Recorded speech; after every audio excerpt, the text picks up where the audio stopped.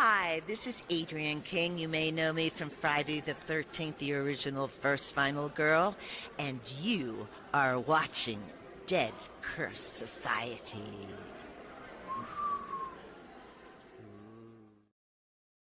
Rock and roll!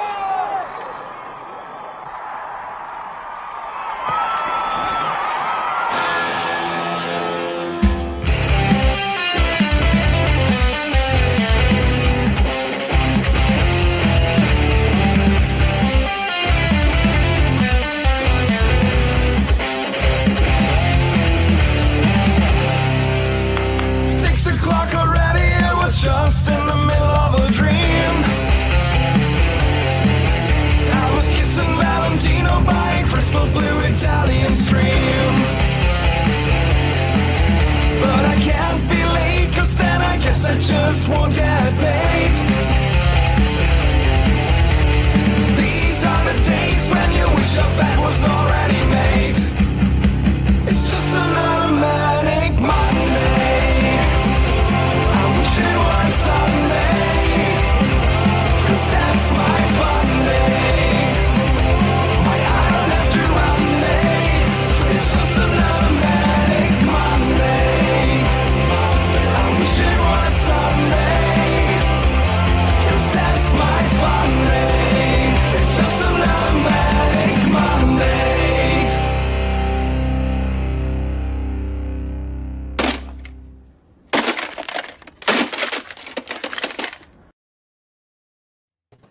Woo! Hey now! Woo! Well. Somebody has come back and broken their summer of crank to rejoin us. Redcranke back on the show. What's going on, buddy? What's going on, everybody? I missed you guys. I hope you guys had a good month off without me. I just needed a break. You know, give my mind a little bit of a reboot, take care of some business on the karaoke end of the world. My schedule got a little all fuctified for a little bit, so that needed to be taken care of stat. Indeed. And I believe it was. I hope it was, anyway. What I miss? You guys, one of you got that Night of the Living Dead 1990 was a George Romero film? You got that wrong? One of you did? You know, he comes right in and doesn't miss a fucking beat. Okay, I won't miss a beat either. No. Fuck you! There we go. You did miss a beat because you hit the wrong fucking drop. No, I forgot I added that other one on the bottom there. All right, we're off and running here. Way to go. Way to go. And I heard there was a F-bomb count last week. What the hell was that about? There was more than just an F-bomb I don't count. know. I mean, there's also a bestiality count, too, after the fact, which I was impressed that was only 18 times. I thought it'd be a little bit higher. Only 18. Interesting. As you can see, FaZe did indeed return to the show despite his repeated threats to quit over Colonel's insensitive cat comments last week. And PETA, we're sorry. Well, it wasn't 20, so you know. You're not. It was No, you're not. forgivable. You're not sorry. Colonel is definitely not sorry. I'm not sorry at all. If you've seen that movie, you would understand why I thought that. I saw that movie. I didn't necessarily make that connection, but I can see where some sick fuck individuals might. So, yeah, does not surprise me one bit whatsoever. Anyway, we've forgotten everything. Hey, gang, welcome to Death Curse Society's Monday Maniacs. We just started talking like we haven't seen each other in a month, which we really haven't. But thanks for tuning in to Monday Maniacs. I'm Redcranke. I got Zigzag. I got the Colonel. I got FaZe down there. We're going to talk about MaXXXine here in a little bit. Woo! Colonel, what's been going on the last month? Catch me up. Working a shit ton, watching a lot of movies. But the nice part was I was on vacation last week, and it truly was a vacation. I went fuck nowhere. No. But it was nice just to actually chill out, enjoy my time with the kids, because daily grind, you kind of miss out on that type of stuff. When you finally have a chance to sit and just chill. We played a ton. I'm trying to keep the language in check right now. We played a ton of the Goosebumps board game, man. Nice. I'm done with that. I'm burnt out. I'm like, okay, over. So basically, you took vacation, and other than that, you really did Pretty much. Oh man, Not Right. ashamed of it. I love that shit, dude. That recharge time, that's the best. it's amazing how many drops we've already had in the first like 6 minutes of the show. We're making up for lost time here, you know. It's- Oh, BS, man. Drops haven't stopped. The drops never stop in the Drops DCS. Yo. Yo. That was too many Ziggy. points. Don't ever do that again. Yeah, no, I'm not going to. That was Ziggy, the whitest yo ever yoed. Yeah. that was not crank as fuck. No. Ziggy, By how the about way, you? dude, what a shirt. What a Oh, you shirt. like- That's did you- amazing. Yeah. Did you see it? I did. You know, it's getting out there now. So Yeah. For those, I believe all the members have gotten these now. So there it is. Oh yeah. The I was wearing it illustrious. last week. Oh, you wore it last week? Well, then Yep. I don't need to do this, do I? so No, fun. I mean, you still can. Here, let me give you the fucking. Yeah, if anybody wants one, I mean, yeah, they can, you know. These will be made available at some Yeah. point in the very near future. We just haven't Yes. gotten them up on the website yet. For But those yeah, who are asking, it will be available. so yes, You have to make, get it. Make sure you tell the backstory of this shirt correctly when someone asks. Oh no. If you do tell the backstory, Yes, about the deep I can't wait throating to- of Mark Flanagan. Yes, we'll tell. I can't wait to meet. I can't wait to meet Flanagan wearing this shirt Oh my because god. he's gonna look at he's gonna be staring at me in the back of the line like, what the fuck is this Yeah, guy got on his chest? It's like this. It's gonna be security. Security. I'm No, not no, sure no. if that guy has a weapon or not, but I don't Yeah. want him near my table. Yeah, you know, And keep him away from my hot wife too. Oh my I've been God. painting. You know, that's the outside of stuff for this and everything. You know, so I got my ghoul. I finished Ah. up. I put the hair on him finally. Nice. So he's done. That's a Cleveland and Michigan late show There we go. talk host, horror There we talk go. show host, the Ghoul, and they put this resin kit together. It looks just fucking like him. It's ridiculous. That's pretty cool.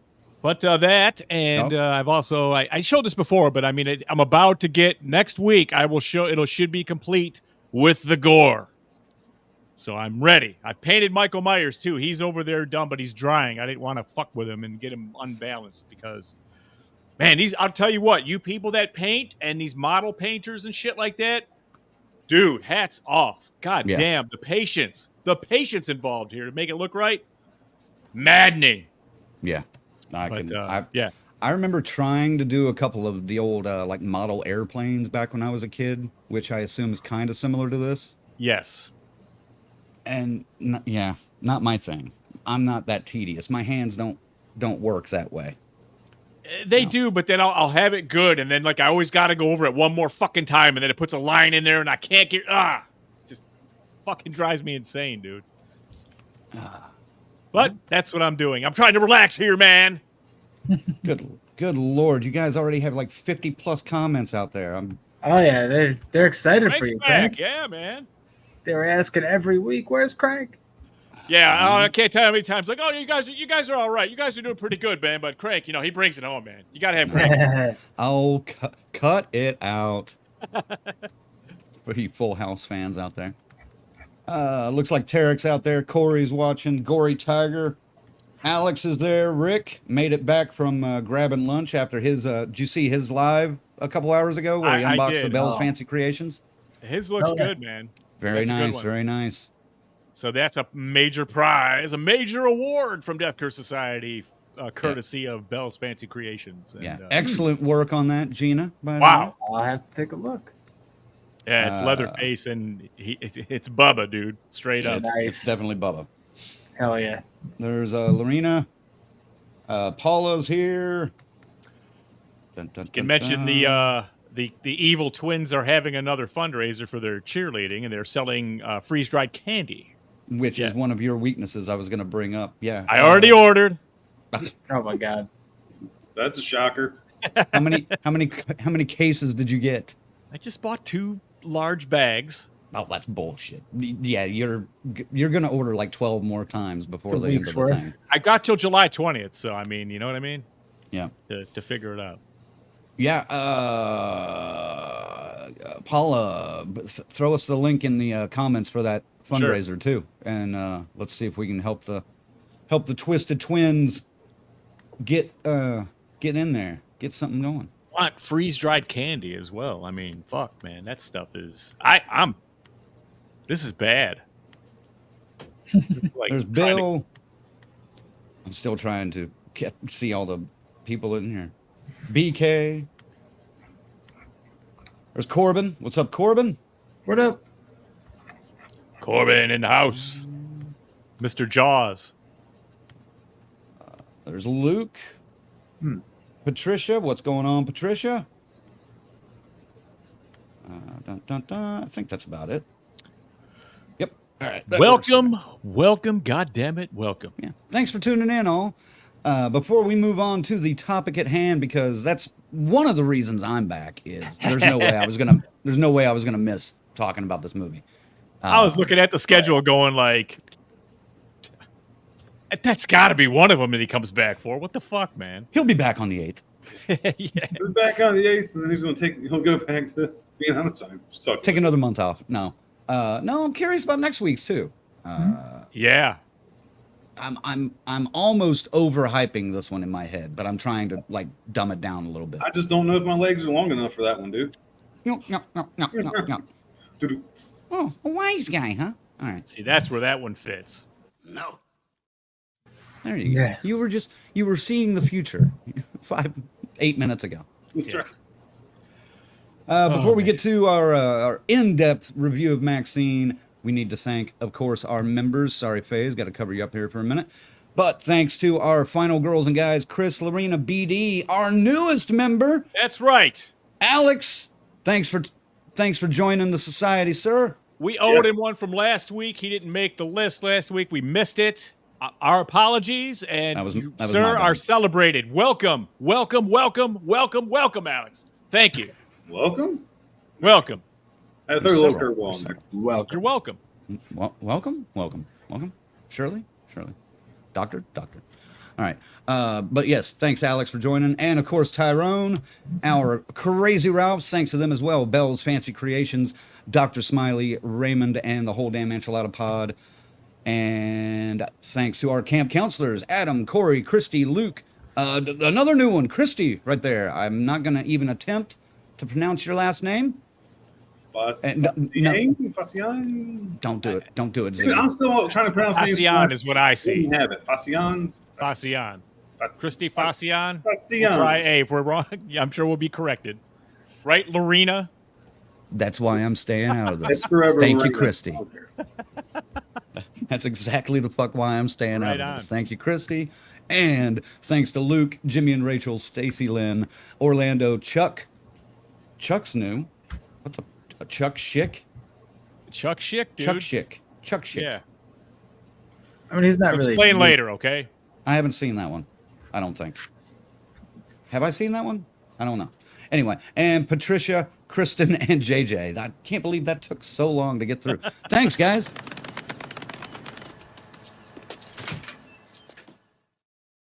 That's a. By the We just gotta turn it into like Reddit. Roll them up. yeah, here's hoping.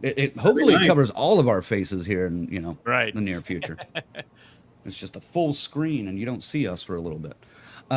By the way, Christy, I'll send you an email, but I think you got double billed, which is why I refunded you on your membership. But then I noticed you saw that you got refunded and did it again. So I don't know if you need to, but I'll email you at some point in probably this week and figure out what we need to do with that. So, Yes. but yes, I noticed that there was a double charge. Want to make sure you're only getting billed what you want to get billed for. Same thing happened to Adam too. I don't know if it's like you double click it and it does weird things, but I already fixed Adam's. I'm pretty sure. So Those fucking things are touchy, man. they are. If you want to become a member though and get the fine customer service like making sure you don't get double billed, because I know a lot of other shows would not give a fuck about that. Yeah. Head on over to our website at deathcursesociety.com. Become a member and support the DCS. There are several tiers that you can choose from, none of them of which is necessarily referred to ever on this show as bottom tier. No. Yes. Oh my I just God. Who want would say anything so asinine? Hey, just remember, I jumped his shit for it. It's not like he got away with it. I got it right last week. to put that out there. You stuttered through it last week, though. Well, I realized You almost said it again. No, we're celebrating. I mean, come on. Frankly, if you're a final girl and stuff, I mean, you guys are all the best, of course. But I mean, the final people are up there, man. They're spending a little dough. Of course, they're going to get a little more accolade. That's the way it is. That's life. Well, in my opinion, Not it our doesn't rules. matter. They're all equally Shut it. the same. Have I ever not said I didn't love every one of them like my own You children? pretty much just said you love them, but you love them a little less. You have a favorite. Did I don't put words in my mouth, gaslighter. Oh shit.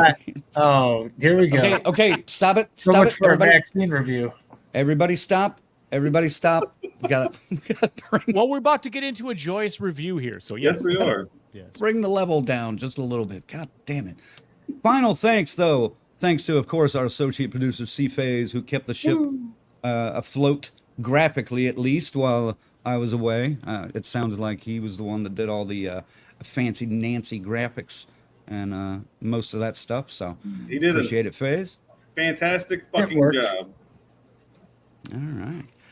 Well, you guys ready to get into this? MaXXXine in theaters now. The third final installment of the X trilogy. Would it be called the X trilogy or the MaXXXine trilogy, or what? What would this be called? I found I've just myself. been calling it Ty West's trilogy because Okay. I called it the X trilogy. I That's I don't what think it really matters. yeah. Okay. Of course, when we do get to spoiler alert material, we will flash the spoiler alert on the screen and let you know. And so be prepared It's like for those that. cheesy movies from the 80s that you got as those video nasties that had the warnings. But we're going to try to stay away from the spoilers for at least a good chunk of the first half, as much as we can. That's what So, we do. we'll That's see. what we do. Because We'll see. We don't want to lose you folks out there watching. No. Although, if it's any indication of what my theater was, maybe 12 in it. Sunday night, 8 o'clock. See, I went Saturday afternoon at 2:15. Theater's about a third full. I don't know what the weekend box office numbers were, but I know it still lost to Quiet Place day one.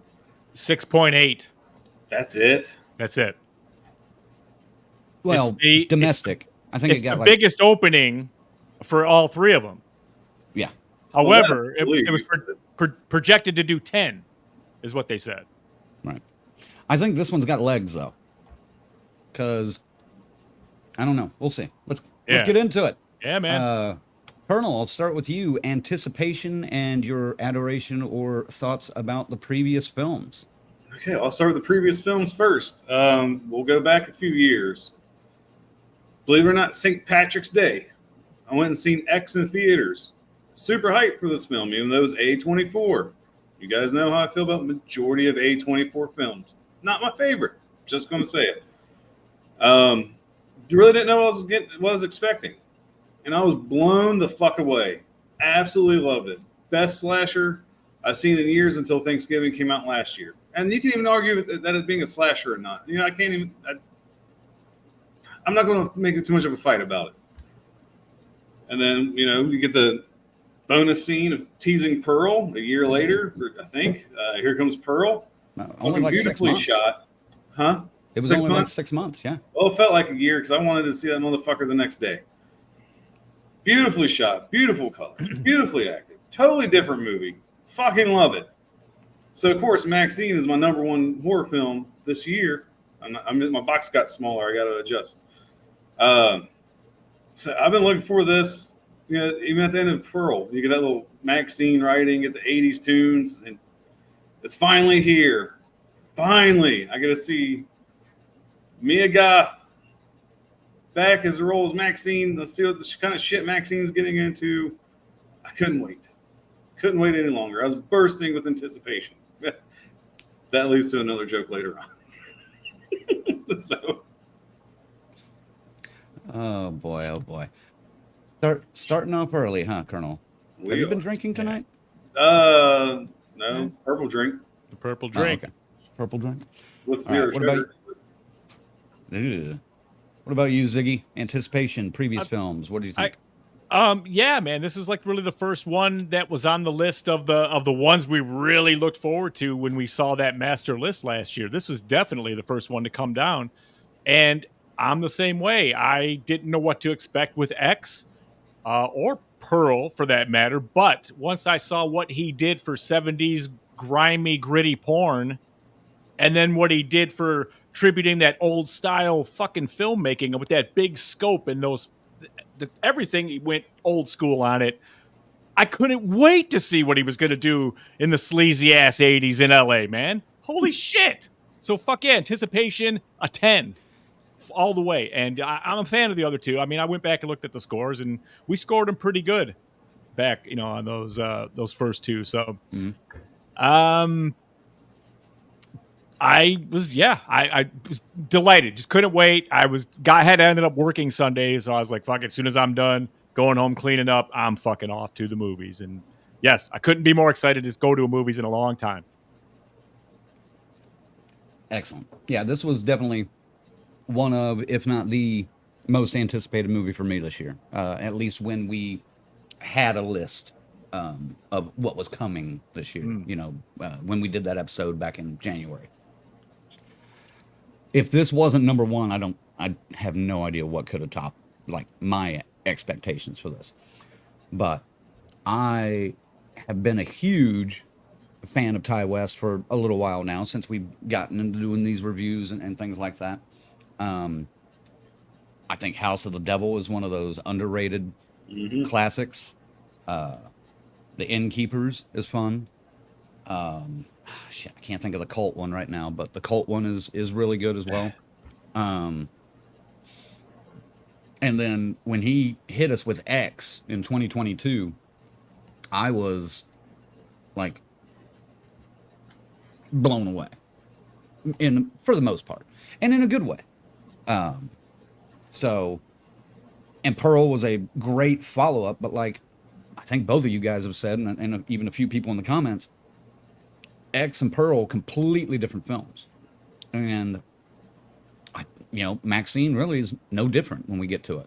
We're going to talk a little bit about the genre bending that Ty West is able to do in a lot of his films. And we're also going to talk a little bit later on about how good he is at setting a movie in a certain period. House of the Devil is set in the 80s, I'm pretty sure. Innkeepers, I think, has got a little bit of past. Obviously, that cult movie has a little bit of a past to it. X, set in 79. Pearl, set in 1918. MaXXXine, 1985. But every time he does it, it works. So, I couldn't wait for MaXXXine. And, yeah. FaZe, you want to jump in on this comp? Did you see it? Oh, yeah, I definitely saw it. Saw it on Saturday with my mom. Oh, that's right. I've seen with her in probably over a decade. Probably 15 years, actually. But yeah, anticipation was very high. This might have been the most anticipated horror film just in general for the horror community for this year. I could be wrong about that, but I think it is. Okay. Yeah, so I mean, just like you guys, high anticipation. I try not to, have too much anticipation going into a movie because that almost sets you up for disappointment. But I don't know. I was excited for this one. It's an 80s flick. I love fucking movies that, are at least set in the 80s. As far as the previous films go, I never watched them in the theater. I've always wanted to watch X in the theater, but just never caught it. I remember your guys' review on it. That's what made me want to watch it, and I caught it on streaming later. Loved it. Same with Pearl. Saw your review of it, watched it. I wouldn't say I loved it as much, but I still really liked it. It's still a really good movie. Yeah. Well, let's move on to another topic then here. This one we don't have to spend a whole lot of time on, but what did you guys think of the marketing for this movie coming out? Like the teasers and the poster, and even the teaser at the end of Pearl, that showed the Hollywood sign. Sure. Or the adapted Hollywood sign. It was a MaXXXine sign. But start with Ziggy on that. Again, it took me exactly to that. Like, oh fuck yes, I can't wait to get my face stuck into the ass crack of fucking 80s LA. I can't wait, and a safe view of it, safe. Fuck yeah, dude, let's do this. This guy's displayed that he's got a vision and a way of telling the story and taking you into there. Like Crank said, if it's a period piece, every detail is covered, and so yeah, I mean, I think we pretty much got that, and then got just a taste in those little End of Pearl and the teasers we got. So that first teaser where they expose the MaXXXine Hollywood sign and the use of the song Obsession, I thought was just cream of the crop for that little teaser that they did right at the End of Pearl, which I can't wait to get to that soundtrack part of this. Yes, Dude. that will be brought up. I know, and it's not actually as far down on the list as you would think it would be. But I wanted to break things up a little bit here. So, what about you, Cornel? I appreciated the marketing at first, like I just mentioned earlier. At the End of Pearl, you get that little teaser. Loved it. I loved our teasers leading up. And the marketing was great. There's one part of marketing that I don't care for. I think it's just me being old. I'll admit it. All these influencers you see, like, hey, I just watched MaXXXine. They've been doing that real heavy leading up to its release, like a day or two before its release. And I've been seeing them a lot now, like actual ads. That shit annoys me, but I'm just old and cranky. I'll admit it. I know this is how you get the young generation in to see this movie. So I understand it, but that part, they lost me. It's just like, go to bed, Grandpa, and go to Denny's, get your early bird special, and take a nap. Well, and they also had that one billboard that they put up that had the phone number that you could call. That was brilliant. Yeah. I didn't call it because I didn't either, actually, but I bet it's still active, whatever the number was. So, all right, let's get into it. Act 1, Hollywood. Let's What the fuck? It's what, you don't like it? It's Yeah, Better than nothing. a bit heady for this show. a little highbrow, maybe. Yeah. No, it goes to the character. Like, what would you do to get in Hollywood? So, I debated on doing it this way, but I went ahead with it. Act 1 starts, 1985. We're getting we get a throwback video from, I guess, what was it, 59, of a young MaXXXine dancing for her preacher televangelist father, and him talking about her going to be the star of the church one day. So, and this is the same video that we see back in X. No, we don't see this video in X. No. This is the same cat, though. The same. Yes, her father, but he's talking about how the devil's taking your children away, blah, blah, blah. But I just say that it right away connected you to X with that, right. I thought. Right. So. Well, yeah. Just instantly, okay. Yeah. But when we meet MaXXXine, she's going to an audition. She nails her, little monologue that she has to give. And then the casting director is like, all right, now show us your tits. And she does, And, but I love the way she walks out and she's just like, you all can go home because I fucking nailed that. Yeah. But, I mean, that one of the first laughs in the movie for me is that, because I love that. It exposes, her confidence and her, do anything attitude to get the role, What were your thoughts on the beginning of Act 1 there, Colonel? I mean, it set up the story perfectly. It really did. We get a quick glance at what MaXXXine's been up to. Mia Goth fucking nailed it, like she always does. I mean, I was impressed with her monologue and just watching her. She's such a great I hate saying actress because people don't like it this day, but anyway, fuck it. Such a great actress. Like, I can watch her. She just takes up the whole screen, man. She's all you pay attention to. And you get a little chuckle about, show us your tits. I've seen them before, but I was a little disappointed I didn't get to see them. I was like, she's paid her dues. She don't do it anymore. That's fine. I can watch Infinity Pool, or hell, I can rewatch X again. But you're right. Her coming out being all cocky, I fucking nailed it, and that little Southern accent she has, just it's great, man. It sums up the MaXXXine character perfectly, especially that nice little Mercedes she's got. Mm-hmm. So yeah. I don't want to go any further because that's where you stopped. I'll stop there. Well, I was just wanted to talk about the audition first, because it was just I thought it was a great way to open the film. Like you said, it establishes the character like immediately, in that 4-minute segment or whatever, and it's just so funny. Like I said, I think she's a charming character, and Mia Goth as an actress, just I honestly could not see anybody else in this part. No.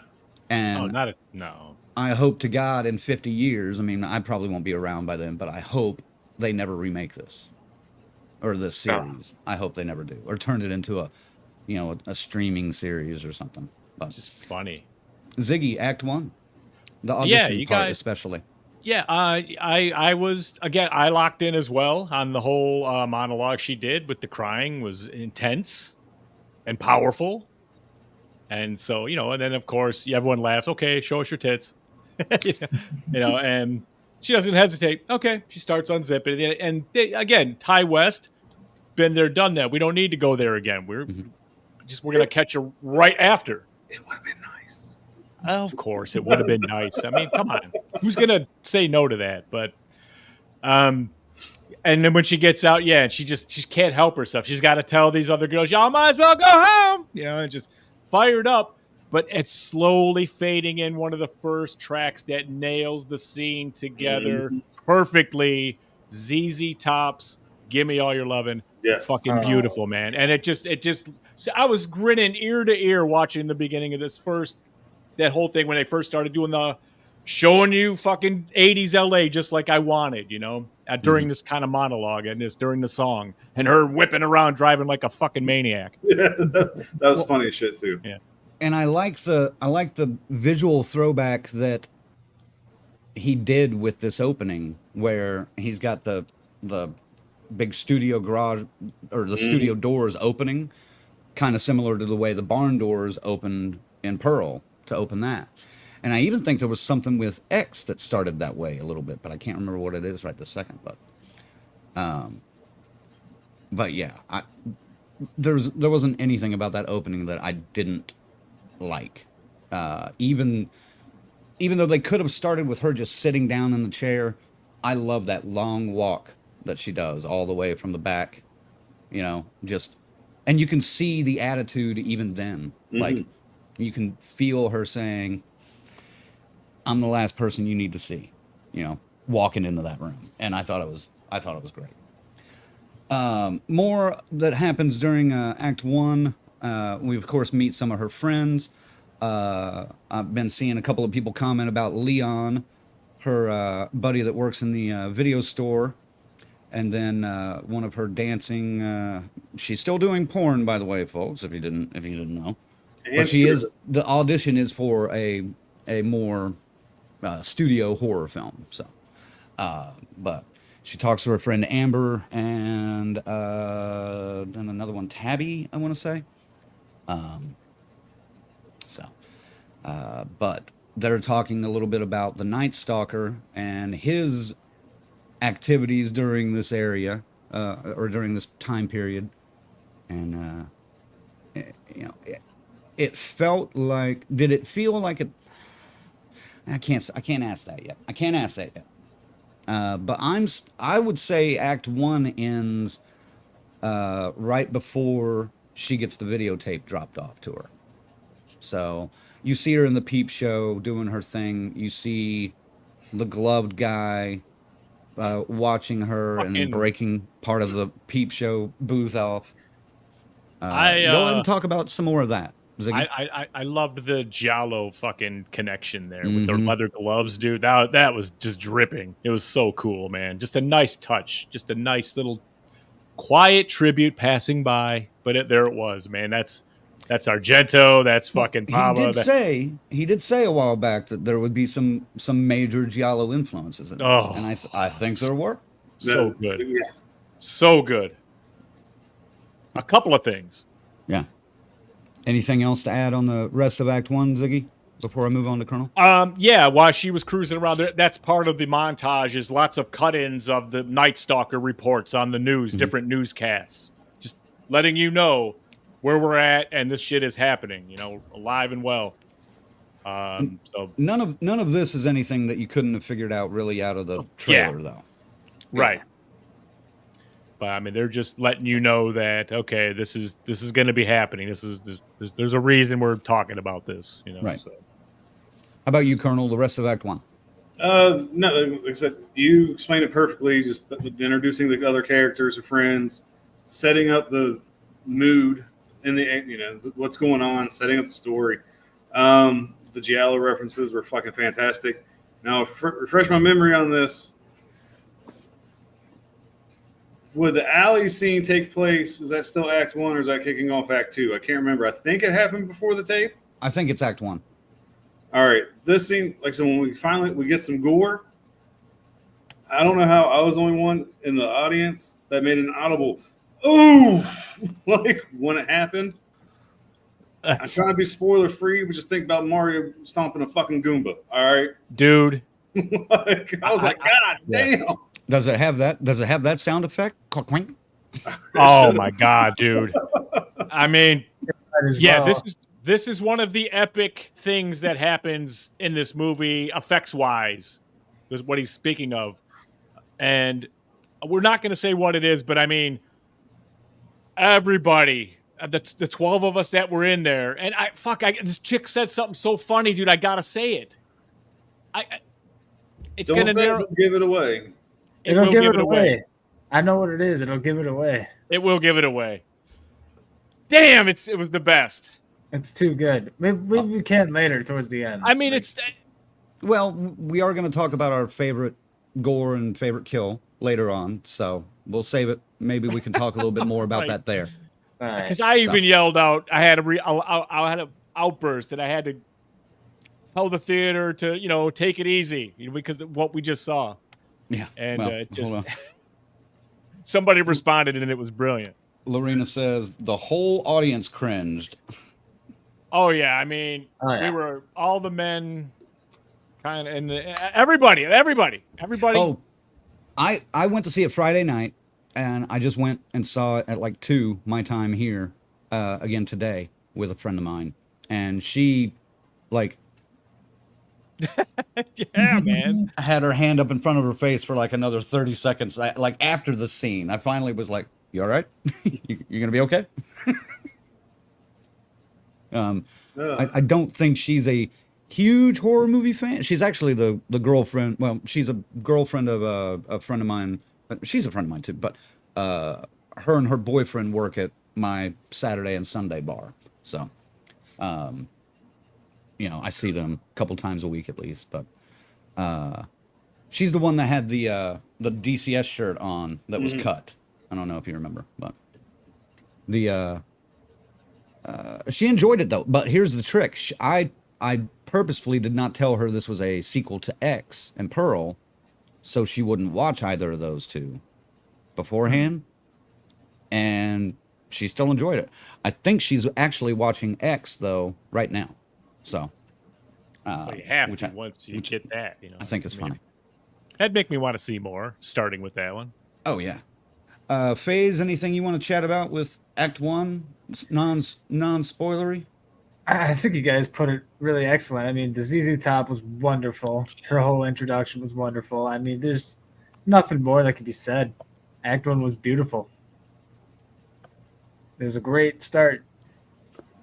The only other thing I will add about Act 1 that I really liked was the audition, where... Now, we all know Mia Goth is a fantastic actress.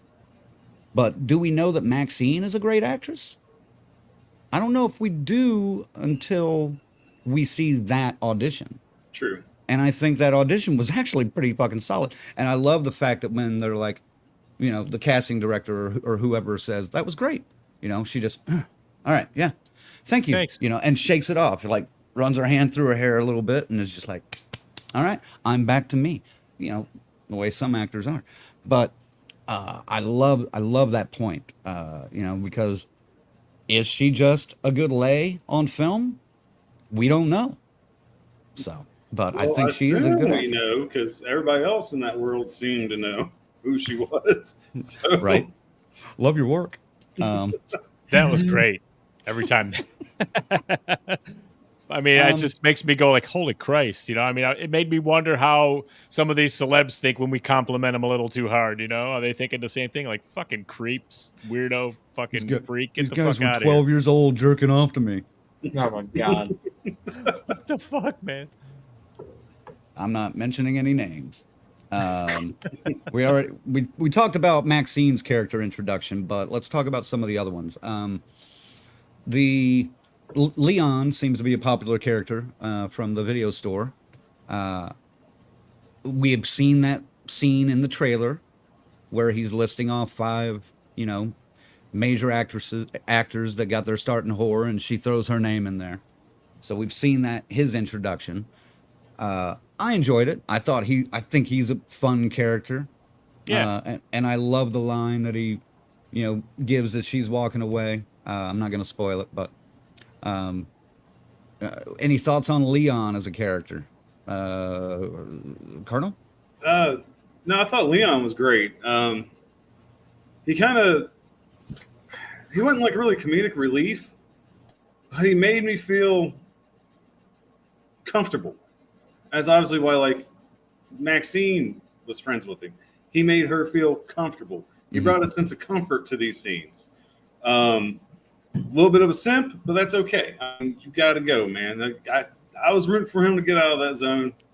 We'll see if he did or not. I'm not going to tell you. But no, his character was perfect. That's exactly what the movie needed. The other two you mentioned, her friend, her stripping friends, honestly, throwaway characters. If you've seen the movie, you know exactly what I mean. They were just there to set up the scene. He's there to bring a false sense of comfort and safety. And it fucking worked.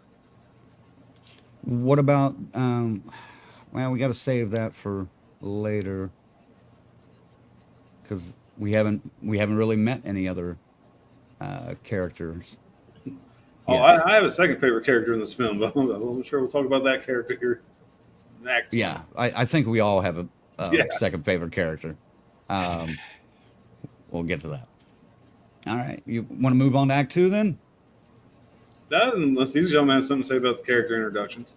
Yeah, I can say we already pretty much said it. I thought I did it at least. I mean, MaXXXine's was perfect. Dude was her grounding rod. You know what I mean? Kept her grounded. And he sold that perfectly. Kept her safe. Made it safe environment around him. His atmosphere. So I agree with Colonel 100%. I guess we can talk about her agent, Giancarlo Esposito, as Teddy Knight Esquire. Teddy Knight. Your fantastic agent is on the phone. Yeah. I thought that was Boy, hysterical. Esposito. Yeah. He was good though. FaZe, you want to chat about Giancarlo for a minute? I mean, I don't know. You're a fan. I loved him in this like I love him in the other film. Underused as always. I don't know if I would say he's underused in this film. Like, He's probably just pricier, you know? He is pricey. I guarantee you he's pricey.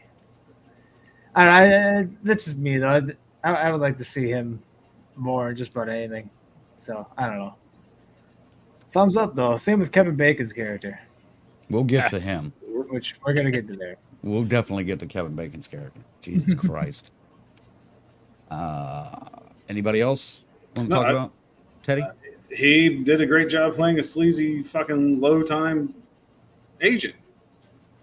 Like, and his character was fucking perfect. And later on, it's like, I'm not going to say. I'm just going to leave it at that. Just, we'll get to it later. So I don't want to spoil anything. It's tough, isn't it? It is. All right. I haven't seen a character-driven movie like this in a long time. I mean, with these so many different personalities contribute to why this makes this a good movie.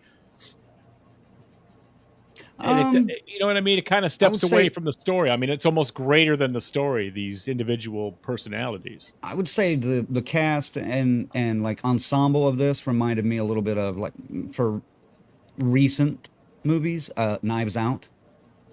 Yeah. I think would be one. Hell, maybe even Abigail a little bit. I liked all the characters pretty much in that were stuck in that house. I mean, a smaller cast, but still ensemble-ish. So yeah, I think we're getting more character-driven stuff like this now, though, because of the way the times have changed or are changing. I mean, there were such, I mean, just believable depictions of these type of people, man. I've met all these people before. You probably have too. I tried to get my foot in the door out there, back not in the 80s, but shortly thereafter, and it was a lot like this. The agents were like that. The directors were like that. Craig, show us your tits. Okay. No. Got to buy me dinner first. All right. Well, you'll never make it in this business. No, this is why I'll never make it in this business. No tits. Fuck you! That's right. Get out. All right. Act 2, Deaths and Dicks. Private dicks, like detectives. That's what I mean. Not, dude. Come on, dude. Oh. Hitting a little close to home, if you know what I'm saying. Well, we talked about that in Act 1. I know. The only thing I can say here without really... no, we might as well throw the spoiler alert up here, because we are going to talk a little bit about Act 2's plot, and I don't want to... I think everything that we've talked about so far you could get from the trailer, or you kind of knew going in what was coming. Right. So, all right. Now, the mysterious figure with the giallo black gloves leaves a VHS tape outside of Maxine's door, and it's from police evidence footage that they found from Texas at the farmhouse where X takes place in '79. And she thought she had gotten away pretty much scot-free from that. So she's a little nervous to figure out, who's got this footage, who's reaching out to her. Is it blackmail? Are they trying to throw her in jail? What the hell's going on? We also find out that her two friends have been murdered, and in the style of the Night Stalker, her two stripper friends, Amber and Tabby, I'm pretty sure. And she's also invited to meet with the private investigator who is hired to find her, John Labatt, played beautifully, sleazily by Kevin Bacon. And then we also meet Detectives Williams and Torres, played by Michelle Monaghan and Bobby Cannavale. That's what it is. Let's talk about Act 2. Colonel, I'll start with you. Oh, shit. All right. I was not prepared. I thought it was Zach's turn. Like when you're in class, people are reading. While they're reading, you're looking at what you're supposed to read so you don't fucking stutter. You caught me doing that. I was looking at what I was supposed to read next. I really thought it was going to be Zach's turn to go first. Well, son of a bitch. I know, this is some bullshit. I'm just going to jump right to Kevin Bacon because you said it the best. Beautifully portrayed. The best sleazeball I've seen in a film in fucking years, man. I could not get enough of him on screen. And him and Mia Goth on screen together, that was fucking chemistry, man. That they knocked the ball out of the fucking park every time they were together. Like, really, it was I'm blowing smoke up your asses, people. It was like fucking God, it was fucking brilliant. It was great. Like I wish, if you haven't seen it, I wish you had, so we can. Again, I'm trying to stay spoiler free, spoiler a little, but man, that made Act 2 fucking fantastic. And I'm not even talking about anything else that happened because it was fucking great. Because you got Kevin Bacon following MaXXXine around. Crank said it. She's trying to figure out, okay, who got this tape? You know, what do they want out of me? While she's talking to the director of the film saying, get your shit together. This is your big chance. Mm-hmm. Yeah. So she's crumbling under the stress of that as well. Like her world's just fucking falling apart. And she's like, what the fuck's going on? And you got this fucking sleazeball from New Orleans fucking following her everywhere, making it known that he's following her. He could defend himself a little bit better, man. I was waiting for Herb Dean from the UFC to jump on top of him and be like, it's over, call the fucking fight. Because he wouldn't defend himself anymore, man. Right. That fucking was brilliant. One of the I'm things gonna be the thunder stealing prick on those two. I'll let you guys have the rest.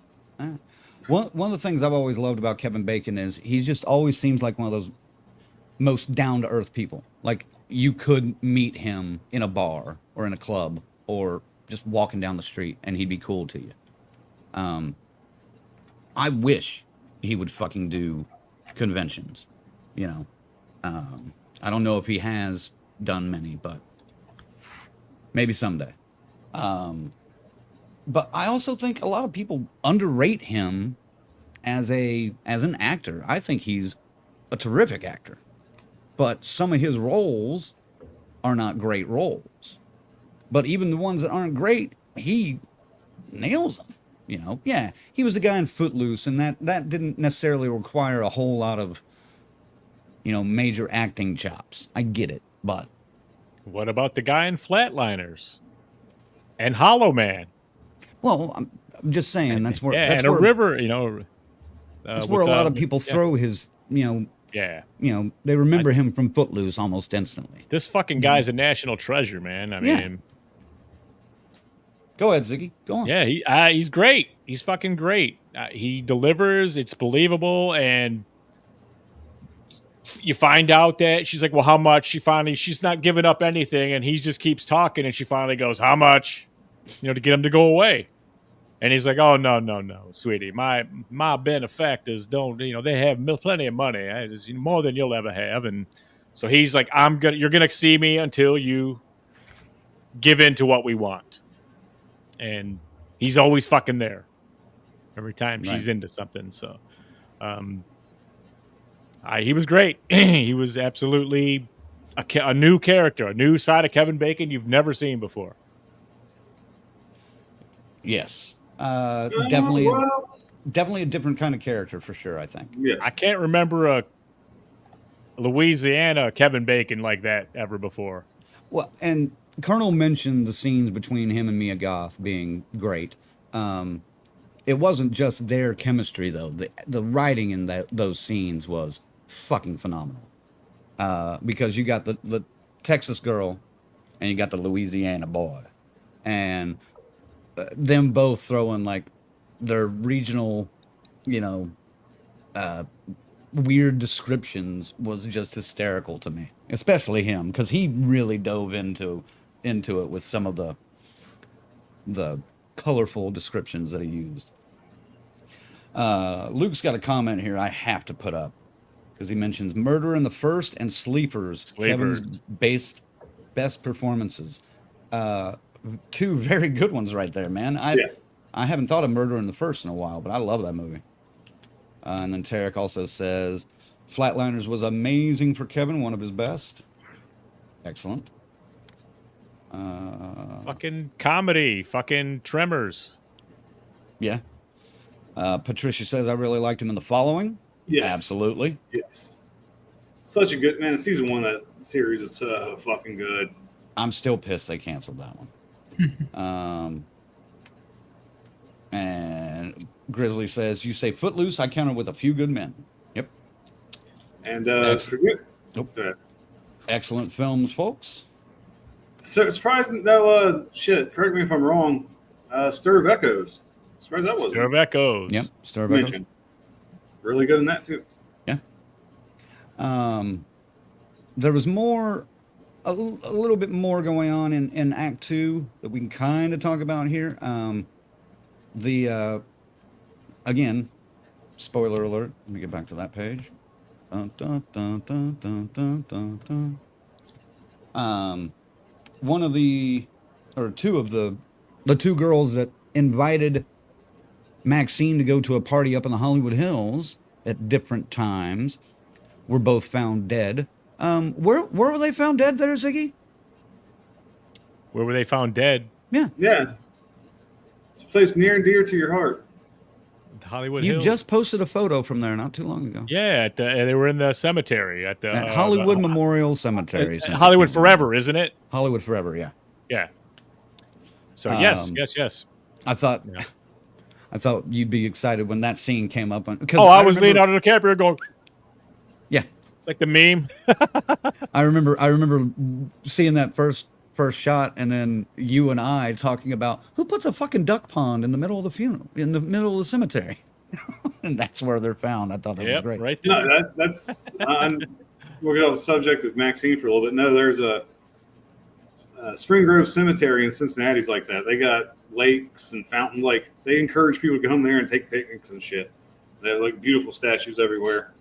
But you have to have money to get buried in that place.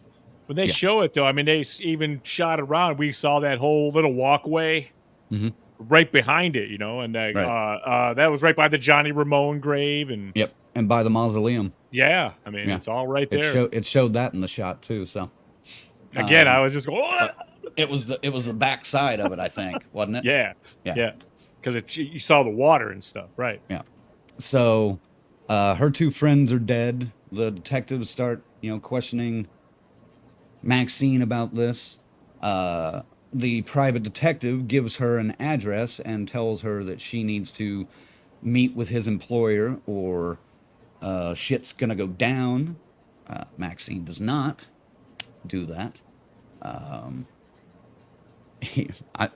What about, again, more spoilers because we're in that area now.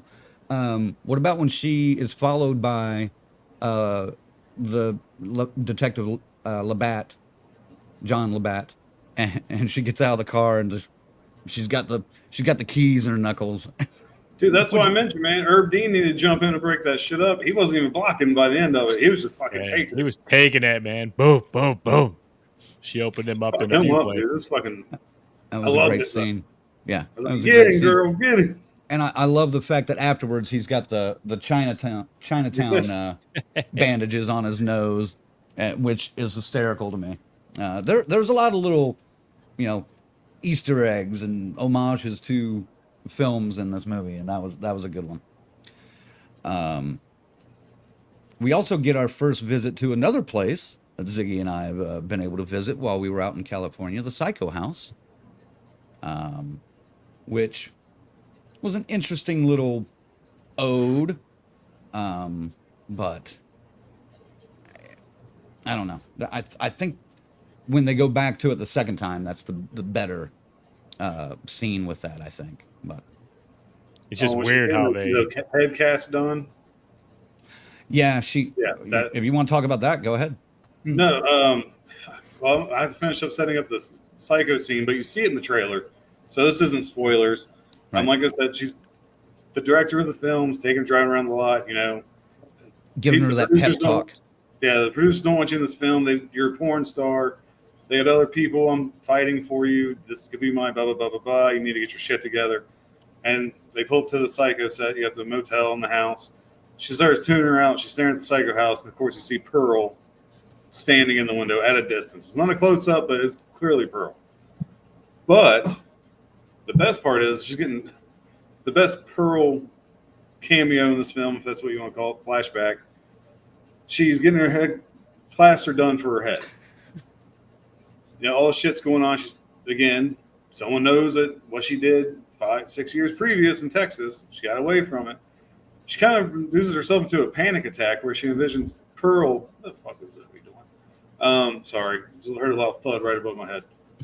Where Pearl, you see her hands come across Mia Goth and start massaging her. She totally freaks the fuck out, man. She falls back, starts pulling all the plaster off her face. it was a brilliant scene to really capture, her inner turmoil. Like on the outside, she's MaXXXine. Damn it, she's a star. But on the inside, she is scared shitless of what's going on. I thought it was great. Yeah, once her senses were cut off, man, she was vulnerable. Right. Let's see. What else is there? Is there anything else here that we need to talk about for 2? Oh, she meets the Molly Bennett, who played basically what her role, or not the character necessarily, but the role would be in the movie she's taking. I love it because it's a fucking 80s horror movie that you would see on the video shelf. You were just passing by it, called The Puritan. The Puritan, yep. And she's shooting The Puritan 2. Right. And the poster or the cover art for the VHS is perfect 80s style. So I loved it. They nailed that. The aesthetic of this. You've seen this video in a fucking mom and pop video shop. I guarantee it. This picture with a different title on it, for sure. Yeah. It's beautiful. Fucking beautiful. She does attack Labatt. We talked about that a little bit. Unfortunately, more spoilers. Unfortunately, Leon murdered. Which was expected, but sad. Still sad. Which was expected, yeah. It was sad, but it was a pretty good giallo-y type kill. That was very. Yeah, it definitely was. That was very. That was a lot. That seemed more like Argento inspired. Well, then you got some eye trauma too. So I mean, little bit, yeah. Yeah. I'm sorry, you're totally. I understand there's eye trauma, but did you really reach in for that Fulci reference? I did not say Fulci. I never said Fulci. You said Fulci. You said eye trauma. You know, goddamn well, that's what you were thinking. I'm just saying it was just a nice giallo-y segment. I never said Fulci. I know you too well, Z. I love the color. I love the colors, Fulci. though. I love the colors in the background of the video store when he's getting it, and the shot choices they made, like of the hand with the knife and everything. It was very, very well done. I would say Act 2 probably would end with hold on. Yep. Yeah. Spoiler alert one more time, because this is a big one. Labatt chases her through this dance club, but it's a trap, as they would say. And she's actually luring him to get captured, so her and the lawyer, he is an entertainment attorney, but her agent, Teddy, and another friend can help get rid of her problem with John Labatt. What'd you guys think of this scene? Ziggy, I'll start. Or FaZe, I haven't asked you anything in a while. FaZe, what'd you think about this one? What I think about that scene? Yeah. Where she's luring the detective to his demise, basically. Yeah. I mean, I don't know. That whole setup was good. I mean, I'm just trying to remember it all. I'm not really a good one to start with on this one. All right. Well, then, fuck it. I'll come back to you later. Ziggy. Although I did enjoy anything involving Kevin Bacon, this is where I thought the film started to fall off a little bit for me. A little bit, because it got a little like Kill Bill almost, just a little bit too. Like, well, wait a minute now, she's got these fucking guys that are gonna go ahead and like the mafia. They're gonna take care of the problem. And well, when she goes in to talk to Teddy in the first place, he's already talking to the guy on the phone about, hey, we just need a little bit of time in your junkyard. That's all I'm asking. I don't know if you caught that during that conversation. His look on his face, though, when he's watching it go down is the best. Is the fucking best. It's perfect. And it makes it work. Right. It looked like he owned a lot of fried chicken chains in the Southwest. I've seen that look before when he acted. It's fucking brilliant. I know what you're talking about. Yeah. He just has that. Mm-hmm. Breaking Bad reference. You know the. I Oh, haven't yeah, seen yeah, Breaking Bad. Yeah, I was gonna I say. be still need to careful. watch it. I still need to watch it. Fucking crank. God damn it. I watched the one that Ziggy recommended. Yeah, I know. It lost by like a coin flip or something. Yeah. What about you, Colonel? What'd you think of the chase scene plus the junkyard? I fucking loved it, man. Spoiler alert. I know we're on spoiler alert territory. This is one people haven't talked about. If you're known to have epileptic seizures, I know I fucked up the word epileptic, but be careful during this fucking scene, okay? Oh, I can sure. see people are gonna seize the fuck out. Like, so It's an they 80s need- dance club. Yeah, I Yeah, mean, It was I strobe know, galore. but I'm saying a lot of fucking strobes. Even I was a little disoriented watching that, which was a brilliant effect. It really was. I love the chase scene. You know, I think Raina mentioned it. I've been to a lot of small music venues. I've seen some pretty shitty fucking public restrooms, but nothing that bad.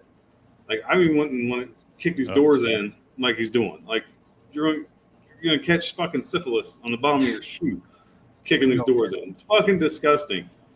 But man, it's the perfect setup. And I'll be honest, guys, once Kevin Bacon gets got, well, I was the only one in the theater started laughing my ass off. I gotta explain this part for you guys so you know why I was laughing. It's fucking hilarious. So he comes running out.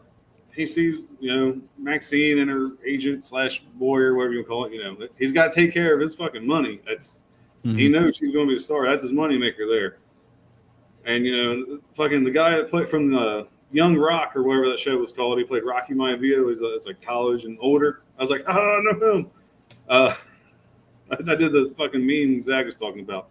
Just busting him upside the head with this fucking baseball bat, and he falls off the loading dock and hits the ground.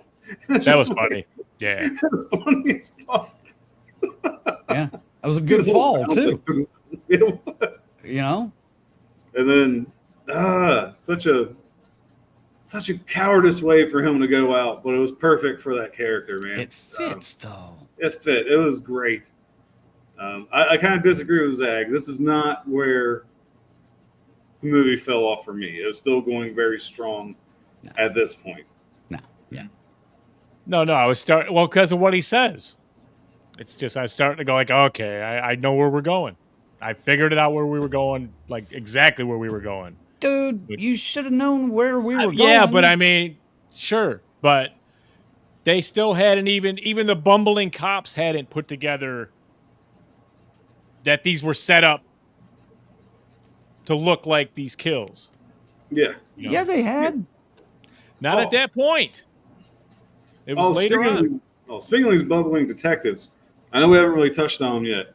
God damn, that good cop, bad cop role got fucking old quick. Like, I really could give two shits about these detectives. But I what did saved like it? What I saved liked it was though. Yeah. the fact that he was like trying to perform for his It's just like, dude, partner. you suck. You suck. Yeah, Dude. and he's like, even that second time in the station, and she's like, or whatever. She just walks out, and he's like, "What? You didn't like that performance either?" The first time is funny. The second time I'm like, okay, like it's mentioned again. After it's mentioned 3 times. That time I'm like Yeah, the third time I didn't passing. necessarily need to, but It was in passing almost. that was it's still unnecessary and stupid. yeah, fair enough. But the first 2 I thought were funny as shit, and I thought it fit the characters, but. Yeah, because all of a sudden they're like, well, these are, someone's clearly setting this up to look like it's the Night Stalker. Well, they said even when they go up to the first 2 yeah. they find at the cemetery, the one of them, the responding officer says something along the lines of it looks like the Night Stalker, and one of the detectives says, "Are you sure about that, or are you hoping it is?" Yeah. And even the coroner says, like, the pentagram's like, oh, looks like they did this with a branding iron. Like, it's... Yeah. Or cattle prod or something. Or cattle prod, yeah, that's it, yeah. Yeah, but they're the ones that got a fucking... And then just, I don't know, man. The bumbling way they exit the movie is just... That I didn't like. The cops? Yeah, Yeah. that was lame, We'll man. get to that. That's Get to not, it. That's not here yet. But, all right. Well, let's see here. We kind of covered. We'll talk about it again. Cast and acting. Were there any other? I guess we just ripped the cops apart. I thought the cops were great. I liked So them until I just didn't like disagree their. with Ziggy. I didn't like their direction where they ended up. It's nothing to do with how they acted. Okay. No, like I said, Yeah. I have no complaints about the acting at all in this movie. I thought it was great all the way around. Nope. Even the people who play the detectives. I just didn't care for the detectives. I kind of think is what Ty West is going for. I hope. Maybe so. Because they did a good job of me not giving a shit. Like, they did a good job of me kind of cheering at the end. Like, yay. I thought the cops were fun. Just a different vibe for the film. Just so they weren't the 80s cookie cutter cops. how the fuck, I mean, if you're that fucking smart and you're a cop, where's your training at, man? How you gonna? All right, we'll get to that. We'll get to that. We'll get there. Settle down. God damn it, jumping ahead. Damn it, that pissed me off, and it affected things here. Anybody else in the acting department you want to put some shine on that we haven't mentioned? Not really. Not that I think we nailed all the major players. She only really had one scene, but Lily Collins as Molly Bennett I thought was just great. Yeah. When she's going through all this, like, I'm so much better than you. Let me give you all the advice because I've gotten one movie, and I've been here before. Yeah, I've been here before. Let me tell you all the good stuff. All right, thanks, Nadine. Yeah, yeah. We got to give a little shout out to every single dude that checks you at the gate or pumps your gas has seen her in a fucking movie. You know what I'm saying? And it's obvious that they're just going, they're just looking at her like she's naked right now. One of the PAs is just like, hey, by the way, I love your work. And, love your work. The security guard at the gate says, she goes, I'm here to see the director. I'm Maxine Minks. And he goes, you sure are. Yeah. It's the that was a funny running joke to me in that whole fucking movie. But it's so good. It's so fucking charming. It's good. Creep Olympics, man. It's beautiful. And they cast the creeps well. Yeah. It's just good. I mean, they got the looks down perfect, and it's just like, damn. We're going to talk. Doomed. We're going to talk a lot about this. I have a bad feeling, but that 80s setting. Holy shit. What the fuck is it with Ty West getting this, especially this period, so fucking good? House of the Devil was the 70s, by the way. So I was off a little bit on that, but I think it's the 70s. Still a good timepiece. But, dude, all his shit is like right on. And it fucking better be. Because you guys know I'm a stiffler for fucking accuracy. Well, and I know we've talked about this before, but everyone raves about Stranger Things, giving them the great 80s vibes. And I'm like, yes, but they're doing it for the wrong reason. At least that first season, I thought they were. And they weren't getting it right all the time either. I want to say you, Colonel, pointed out a couple of things in that first season of Stranger Things that were just like, nope, this didn't come out for like 8 months after. Now, I'll be honest, I wish I could take credit for that, but I've never finished the first season of Stranger Things. So it wasn't me. Well, it may have been in the first couple episodes, though. I'm pretty sure it was you, but I could be wrong. But Colonel, nitpick that 80s setting, can you? I can't because it was so fucking spot on, and this movie took place. I was fucking months old. I didn't grow up during this time period like Zach or Crank. I just know from what I've seen of the 80s and other movies and family pictures that Ty West fucking nailed it. Is this where I could talk about the soundtrack? That's next. All right. Well, I'll shut up about the soundtrack for fucking 5 minutes.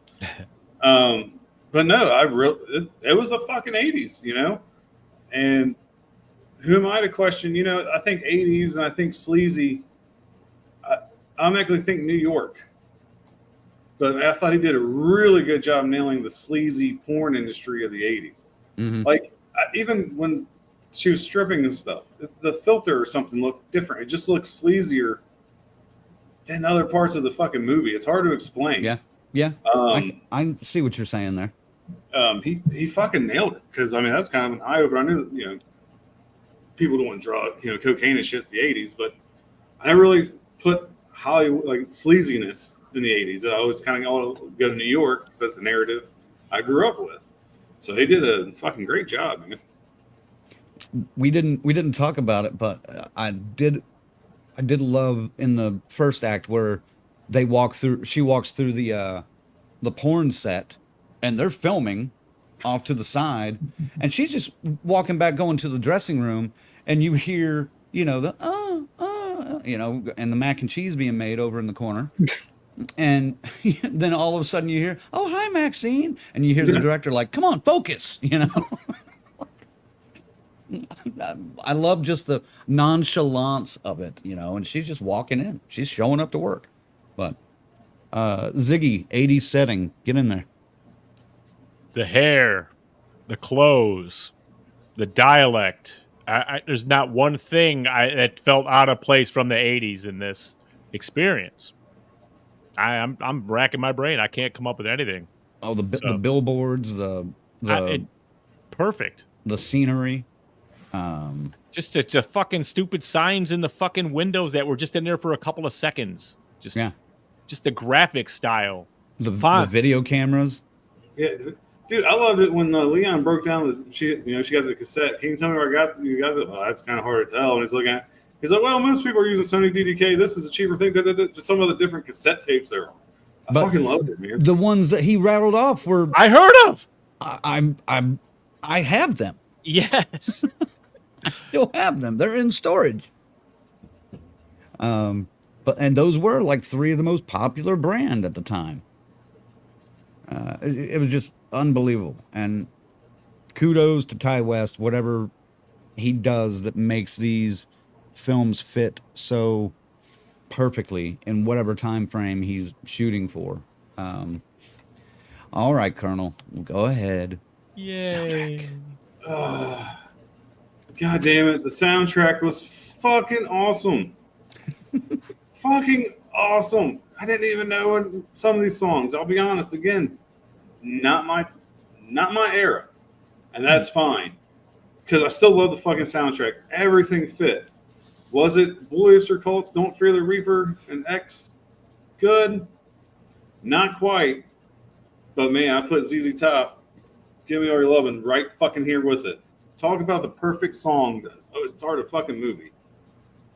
Just, he nailed it. Like, there's very, very few movies where I think they truly nailed the soundtrack. I'm not talking score, soundtrack go with it. Very few. Right. Ty West knocked it out of the fucking park. Again, what? I'm sounding like Crank like he does and talks about Flanagan. I feel like I'm sucking this guy off, and that's not my style. Dude, but I don't have nothing negative you can say. Ty West is right up there with Flanagan. I like Flanagan's work a little bit more, but Ty's climbing that ladder quick.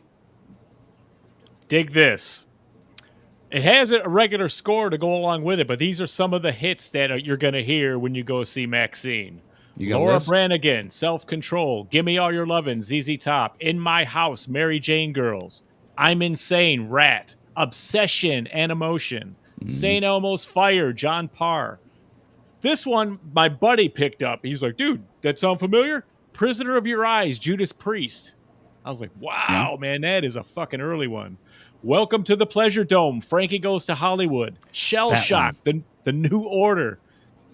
There's No Business Like Show Business, Carol Burnett, and then Betty Davis Eyes, Kim Carnes, of course. Well, and what's great about the soundtrack is, yes, there's some hits there. Betty Davis Eyes, Give Me All Your Lovin'. There's hits there that everyone remembers from the 80s. But then there's, the deep cuts, but from bands that had hits. Like Frankie Goes to Hollywood and Animotion and what was the next to the last one you mentioned? New Order. All three of those, I heard all of those, or not Animotion necessarily, because that was a big hit for them. But I heard those two, New Order and Frankie Goes to Hollywood, and I was just like, holy fuck. I mean, that, yes, most New Order songs take me back anyway, but that one was like a very specific, it took me back to a very specific moment in time. Like a very specific hanging out at a friend's house and hearing that song on an album or cassette for the first time. And I remember that. And it was just, yeah. But that's what I like about this soundtrack is it's not just like Stranger Things is pretty much just the hits except for that Running Up That Hill song. Okay, way to go. Good job. But this wasn't that. Yes, there are hits, but there are a couple of deep cuts on there that really made this kind of stick out to me a little bit. Like, yep, this guy. They're worked into the scenes. They're worked into the scenes. Yes, and he knows his fucking shit. So, was this something you wanted to talk about, FaZe? I mean, you guys pretty much put it. Once again, you guys put it too beautifully. I mean, the ones that there are a few on there that I don't know, but man, I know most of those songs. And fucking, I love 80s music. I love 70s music, 90s, anything before 2000, pretty much. I just love it. And this whole, every time a song would come up, I'd be like, fuck yeah, let's go. Come on. Loved it. Loved every second of the soundtrack. Yeah, it was a hell of a soundtrack. I may even like put together like some kind of Spotify playlist or something, with the soundtrack in it. Good. Oh, I was just sitting there going, I fucking love the 80s music, man. I fucking love it. I just fucking love it. But I want Spotify to build a playlist based on that playlist. It gives me maybe more of those New Order deep cuts. There was a kid that, like a 20-something-year-old kid that sang a New Order deep cut the other day, and I was just like, what the fuck is going on here? Who sent you? Yeah. Well, why are you here? All right. Here's something I wanted to talk about, and this was maybe one of the down points for me because I got hyped up about it, I assume, but there was a point a while back where they were talking about the making of this film. They were talking about, yes, we're shooting at the Bates Motel house on Universal Studios lot, blah blah blah blah blah, and I don't know if you guys remember this, but there was a nugget in those articles at the time that came out that said, oh, and we have a very surprise special guest cameo for one of those scenes. Did you guys happen to catch who the cameo was? Colonel? I'm not remembering. Honestly, no. Ziggy? I mean, Can't think of it. Larry Fassenden as the security guard. Oh, kicking out Kevin Kicking Bacon. out John Labatt. Yeah. no. But, yeah, exactly. That's exactly the response I had. I was like, oh. Okay. I know his face because isn't he the one that checked her in too when she said she's being the director? Or was he that different actor? I think that was a different actor. I could be wrong. Yeah, but I I think assumed it was the same actor, right? I don't think it was. Pretty guy. But yeah, I mean, yes, Fassenden is a, very busy actor in very small parts in the horror world and film in general, but that didn't seem to live up to what they were billing it up to be. I was expecting like, Janet Leigh to be, there or something like that. Maybe not her, but something like that.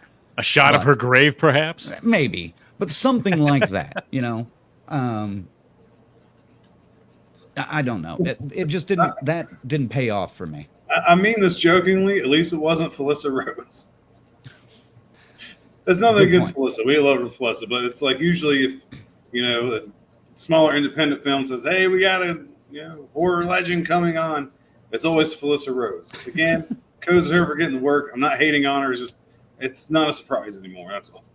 That is true. She does get billed a lot as horror legend joining some Indiegogo made movie. She's not a legend? No, she I'm not is. saying But she's not. I'm just saying it's always her. funny. It's not a surprise. Yeah. Maybe she's willing to do it. I wonder if they ask anybody else and then they just get to her and she's like, yeah, I'm in. All right.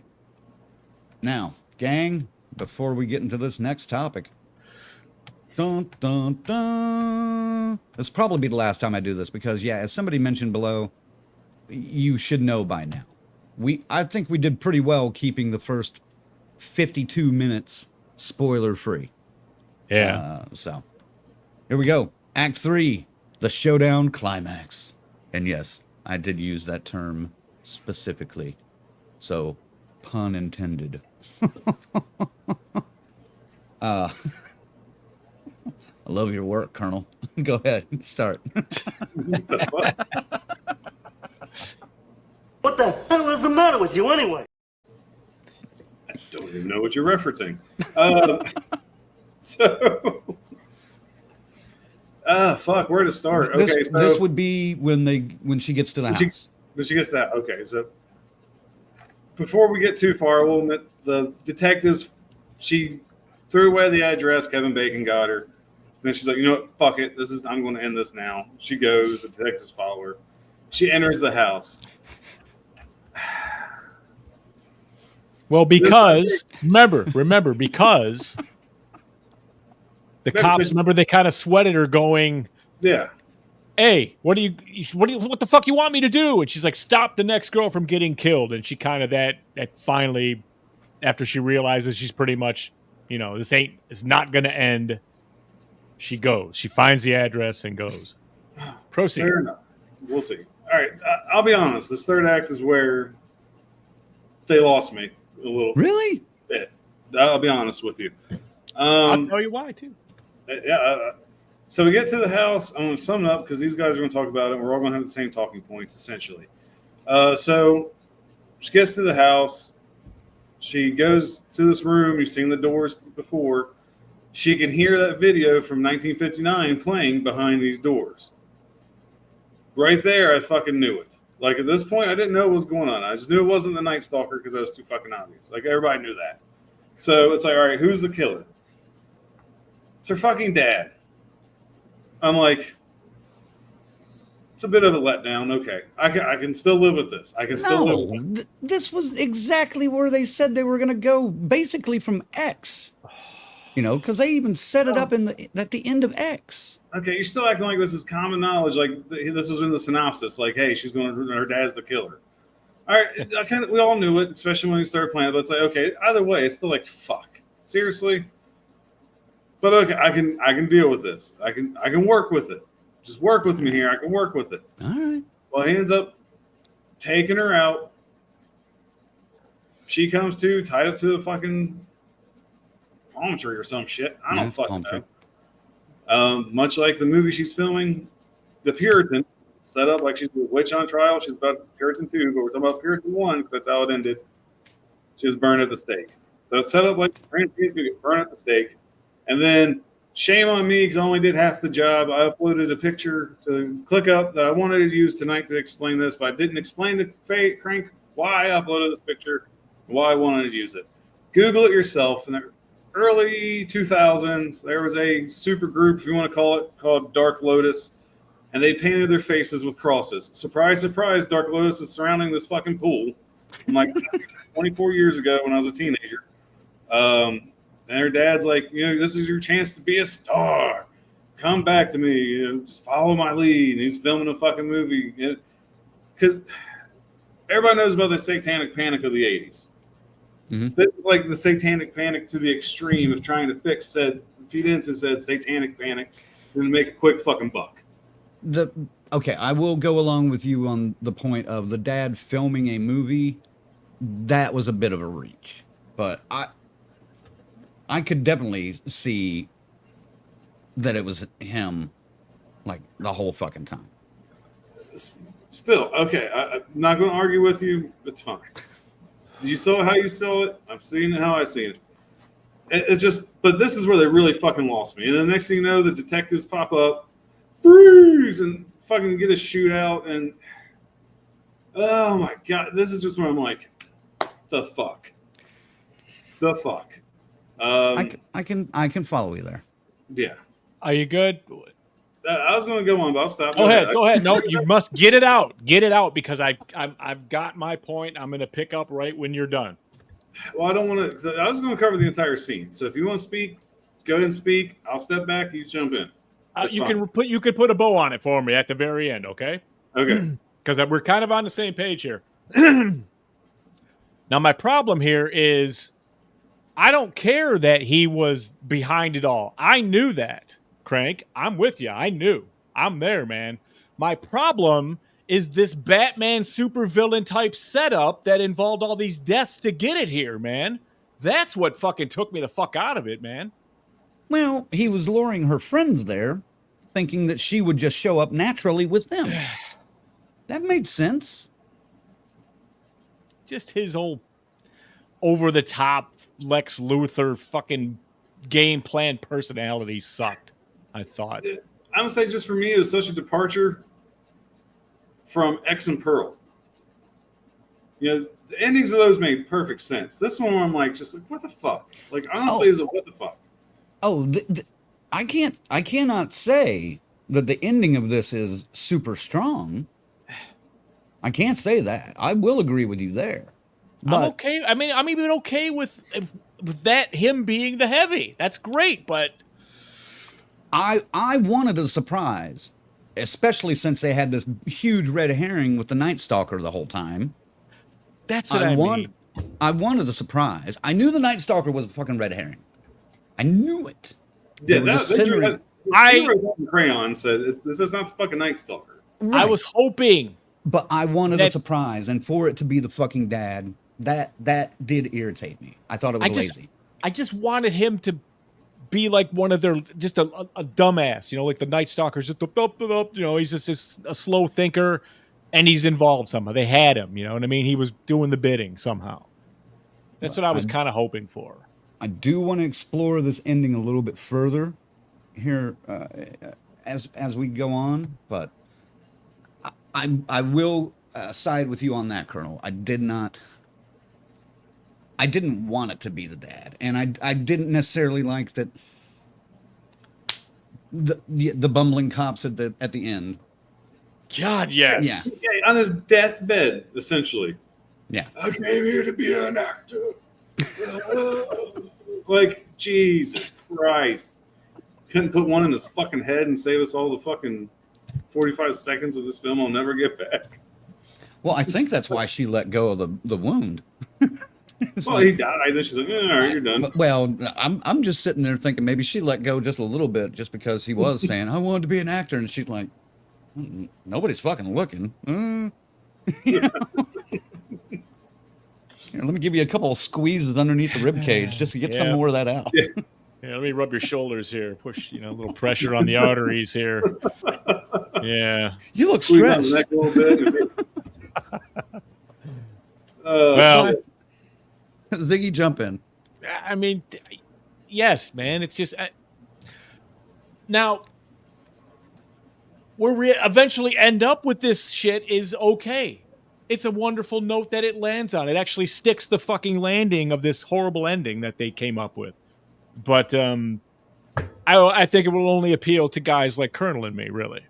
Honestly, I wouldn't go so far as to say horrible ending. Just disappointing. It is disappointing, yes. Yes. Corey, I see your question, and we've got it saved for later, but we're trying to stay on topic for a little bit longer, so stick around. We're almost there. Well, we did have it starred for later, and then I guess we didn't. But now I see that it has recently been starred again.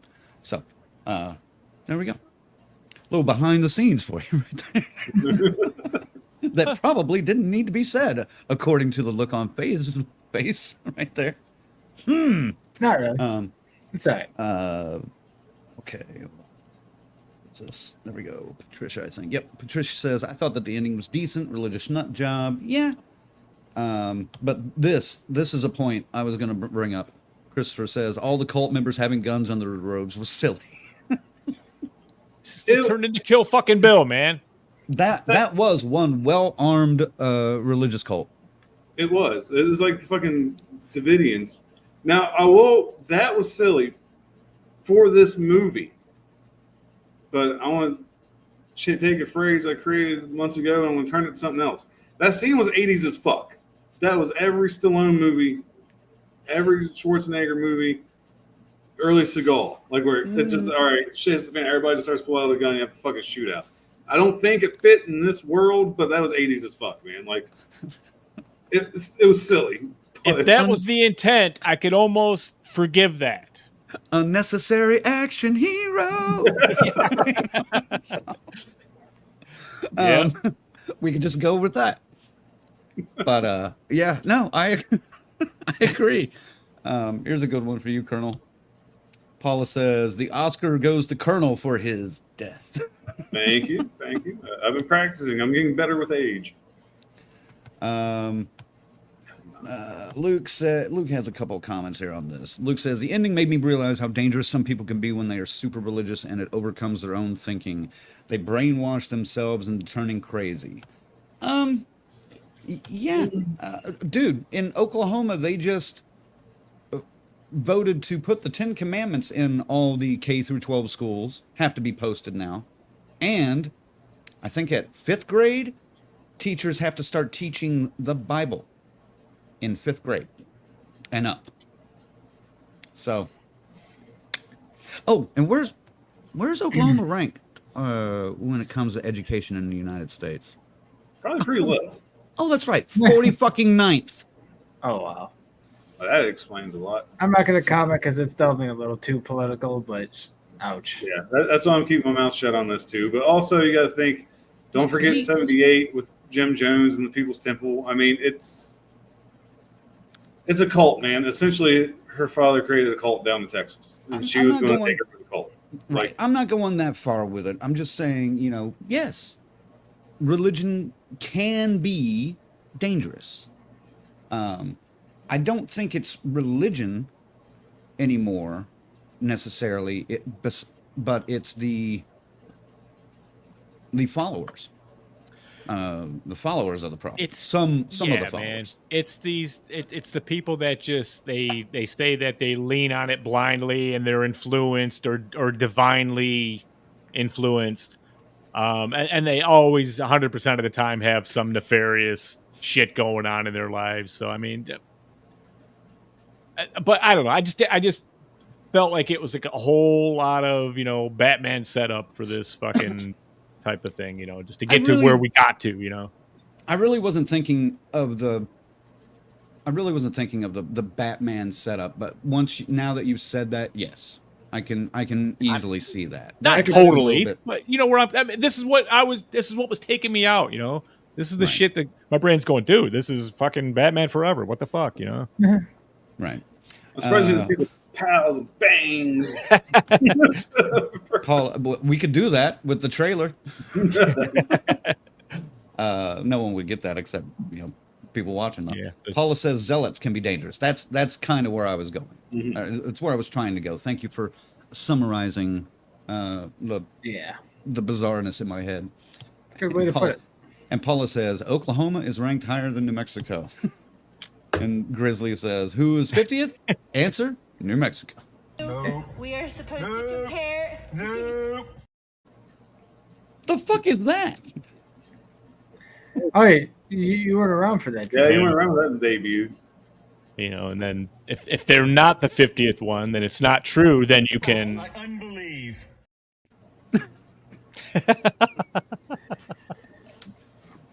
Well, Grizzly made those in preparation of the Nightmare on Elm Street show that you missed, Crank. So Yeah. Oh, that's right. That's right. I did see that. Yeah, I didn't know we had edited it for our own self. I had to have them. I must have them. he I had had to. to. Ah, Jesus Christ! See what happens when I'm gone for a month. Oh, Grizzly on the show now. anything about the climax that we need to talk about? Do we need to I talk will about say- her fantasy that makes Yeah, her do that what was- she does? That was cool. Okay, go ahead. that part was actually, phase. I was going to talk about the fantasy per se. I can let Ziggy talk about that. I was just going to mention the shotgun blast. How cool that was. The good gore. Well, that's coming. I think yeah. we're all sitting we're and still, waiting we're for still that. getting to that yet? I figured That's, this was... that's coming. Ziggy, talk about that setup and the fantasy that leads to that. Yeah, she like it just kind of it almost seems like it worked out, and she's now at the Ramon's Theater, Chinese Ramon's Theater. What is that? Is that what am I saying it right? Gromans. Ramens. Yes, Gromans with Gromans with a G.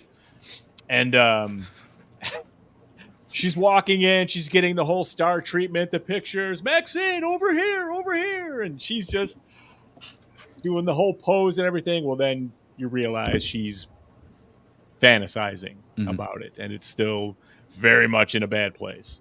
So you get pulled right back into that bullshit again. So yes, it was good. Yeah. And then, And then, phase. The shotgun blast. well, the cops, she gets taken out, and then he's rolling down the hill going, he's on, he does this like, I wanted to be an actor. And then she pops out. She's got a crucifix sticking out of her eyeball. Another eye trauma. The other cop. God, that's right. Yeah. I forgot about all that. yeah, the good cop. And she's like, I got him. I told you I'd get him. And then she falls down the fucking mountain, So Yeah, that was This gory. is in the right fucking under eye. the Hollywood sign, by the way. All this is taking place. Mhm. So, okay, Faze. Now we're looking down at Dad, who's shot, but he's telling MaXXXine, hey, let's do this. Join me. We'll rule the universe. I am your father. Yeah, right. The typical join the dark side speech. Yeah. Wasn't Pretty quite much. that, but yeah. It's a lot like that, but I mean, not so much. I mean, but yeah. Go ahead, Faze. They had a helicopter above them, kind of providing that extra lighting for the scene. A helicopter always provides that tense. It's loud. You got that bright ass light. Well, that's It's a little what bit tied cliche. into the flashback. Wasn't that what led to the flashback? Was the I helicopter's think light? that's what started it. Yeah. Yeah. That makes I sense. think even part of the helicopter was a flashback because why would the people piloting the helicopter know her name? It's true. They've seen her porno. There's a lot going on. Love your work. Put the gun Would've been down. fucking- I love your Dude. work, by the way. Yeah, Get right. an extra point to the movie if that happened. I'm just Oh my saying. god, that would have been funny as hell. But Yeah, yeah, she thinks about it for a second, and then she blows his fucking head off, and it's a great effect. I'm like, oh yeah, Ziggy's gonna love that. Was the first thought I had. what we have here is one of the finest shotgun blasts to the heads that we've seen since Maniac. Dawn of the Dead. You put any shotgun blast you've ever seen, this one deserves a shot at the title. Colonel? No, I completely agree. I thought that when it played out, I was like, that was fucking on par with fucking Maniac. That was the best gore scene in the movie. We didn't get a lot, but what we got was fucking decent. And There's some good gore scenes. there are some good gore scenes, but this Memorable. Very memorable. took the fucking cake, man. This won first place at the county fair. You know what I mean? It was just damn. It was beautiful, fucking beautiful. I Like mean, I the said- brain stem's still pumping and shit, dude. Yeah. It's fucking righteous. It's wild. The gore horror duo of me and Zag. As soon as I saw it, I was just like, Yes. beautiful. This Well, I don't even have to ask this question then, probably. So, favorite kill? Oh, no, you can ask Colonel? it. 'Cause I got a different favorite kill. Oh, do you? All right. Oh, yeah. Was Go that ahead, your Zach. favorite? I'll give it to Colonel can have the one. Absolutely. The shotgun blast was fucking amazing, dude. Because you don't get to see too much of the. That's where it didn't go Giallo. You don't see the girls getting tortured and murdered, which any Giallo movie would have been. Hold on a second. Hold on a second, Ziggy. Did you knock your mic off? He's sounding different to No, me. he sounded like it was cutting in, like not cutting fully in and out, but your volumes are lower, but it's going low and little. Hello. That's better. There you go. I don't know, man. I'm not showing anything wrong here. I know you whacked your mic when you were moving your hands around like a Yeah, crazy you hit man, something there, and it caused it to mute or something. but yeah. Okay. You sound better now. Hey now. Anyway, finish your thoughts. Sorry. Yes. And I totally blew my thought now. Favorite kill. Yeah, the favorite kill. I was talking shot- about the the shotgun. shotgun blast, of course, but I mean, just the way they presented it and stayed on it just long enough, you know. And yeah, CGI. This is CGI, but Was it? it's well, if it wasn't, man, that's some. Dude, I'd have to watch it again. 'Cause my viewing, I could have swore that was mostly practical effects. I think there was some CGI touch up, but I think that was, Well, I'm looking at the splatters and stuff. That's what made me think that it was at least enhanced. Now, yeah, if they went practical, man, they did it fucking right. I was looking at the meat. Oh, I think that's it what was I'm saying. practical. That pump and stem in the middle, dude, was like, Yeah. and it's kind of spreads out. It's like, it was just fucking great, man. Yeah. Just gorgeous. But I mean, you know that there's that other scene at the beginning. You Don't get steal one. it. You You're get one. inside I know No, that's for Colonel. I know no, it. Colonel. Phase. Go to Phase first. Fuck Oh, yeah, that. I'm gonna agree. phase. It's a shotgun blast. We could take Yeah, it. man. All right. All right, Colonel. Colonel. Shotgun blast, that's the easy one. And what I'm about to say for my favorite kill, you could probably say about the shotgun blast. This fucker deserved it. The fucking nut stomp, dude. I was impressed with the shotgun blast. I hurt watching the fucking nut stomp. Well, It hurt. because you got the stomp from above, Yeah, like you saw the an splat. aerial shot With where some 80s platform fucking shoes. and then you splat. see the boot come back up from a side shot. Oh, And down and twist. All right, who's talking about this favorite kill? All right, let me have it. Goddammit, Zach, shut the fuck up. Yeah, that's what I'm saying. That hurt. Like they stole everything I was going to say about this kill for the fucking most part. So again, that was my joke. I was bursting at the seams to move this. Like this dude's fucking testicles burst out of his fucking sack. It was grueling. You got the splatter from above. You got the balls hanging out, the ripped out sack from the fucking like side angle. Oh, fuck it. Oh, that hurts so bad. Like I said, he fucking deserved it. Fuck him. He got exactly what he deserved. He fucked with the wrong one, man. Dude, we all reacted, all 12 of us in my theater, right? To the and then we took a second, everyone's kind of giggling. I was like, everybody breathe. Gotta laugh. And then a lady in the back goes, I don't even got balls and that hurt. Jesus So it was Christ. fantastic, dude. It was great. Nice. All right. FaZe, you said the shotgun blast was your Yeah. favorite kill? All right. This isn't mine. I love the junkyard scene where Kevin Bacon gets it. Yeah, it's not, you don't see a lot, but it's implied, and I thought that horrible. was just, but the way he sells it is, he sells it well. I thought that was great. But there's not much else to talk about that. He gets squished in a Well, then also he car- tips. This is my second. He says he's an atheist early on when they meet, and then he's praying his ass Right. off right before he dies, you know? And right. Mhm. I thought that was funny. All right. How about this? The writing and directing. Any complaints? Colonel? aside from... Go ahead, I would say aside from that The ending. not terrible ending, just disappointing ending. Disappointing ending. I'm not even going to tell that joke. I'll skip it tonight. Just very disappointing. All right. I feel like I should give Crank shit because he's been gone for a month, but I'm not going to. I'll be nice. Oh, are you being sentimental? A little bit. Fuck, Colonel. Believe it or not. Sweet. That's sweet. Now I got to think of something to say to you to burst your bubble and get you pissed off. Oh, well, fuck. Oh, if you're going to say, oh, fuck you then.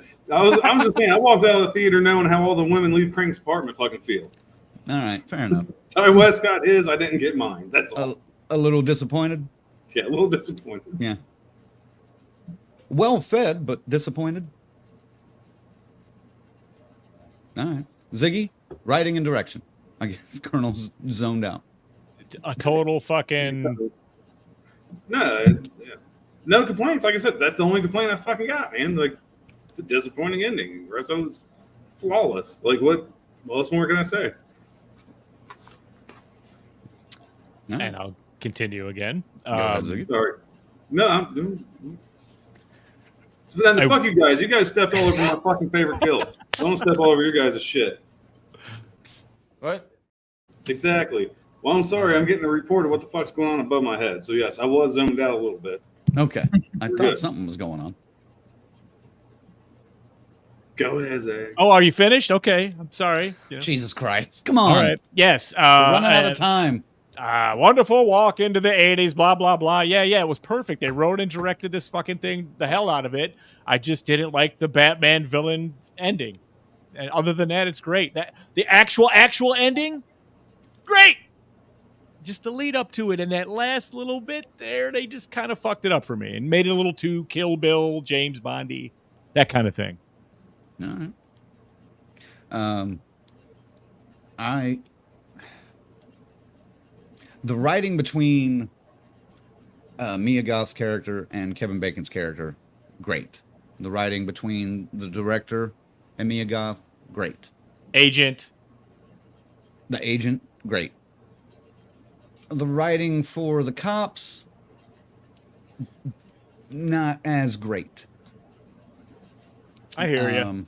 The writing for the ending, I expected a surprise. I didn't get one. So that was disappointing.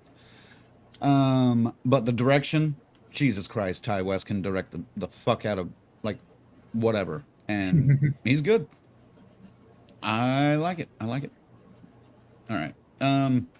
Do we want to talk about the genre-bending nature of a lot of Ty West films, really, but especially this trilogy, because it goes from X being pretty much old school slasher to Pearl being almost like a Wizard of Oz style fantasy film with, murder in it, and then this being so many fucking genres, giallo, film noir, a little bit of a slasher, murder mystery. There's so much going on in this one that it's nuts. See, and this is one of my few complaints. Sorry, just because I was going to touch on this in my score, but we're bringing it up now. It's a great time to bring it up. Yeah. One of my few complaints about this film is like, what is it? Shame on me for trying to classify it. I'm like, I can't classify this movie. It's, like you said, it's multiple genres wrapped in one. It's done well, but it's like, what the fuck is it? It's like a potluck where people just throw a bunch of shit together and you're like, what the fuck is this? And you take a bite, it's pretty good. But you still kind of don't want to know what the fuck it is.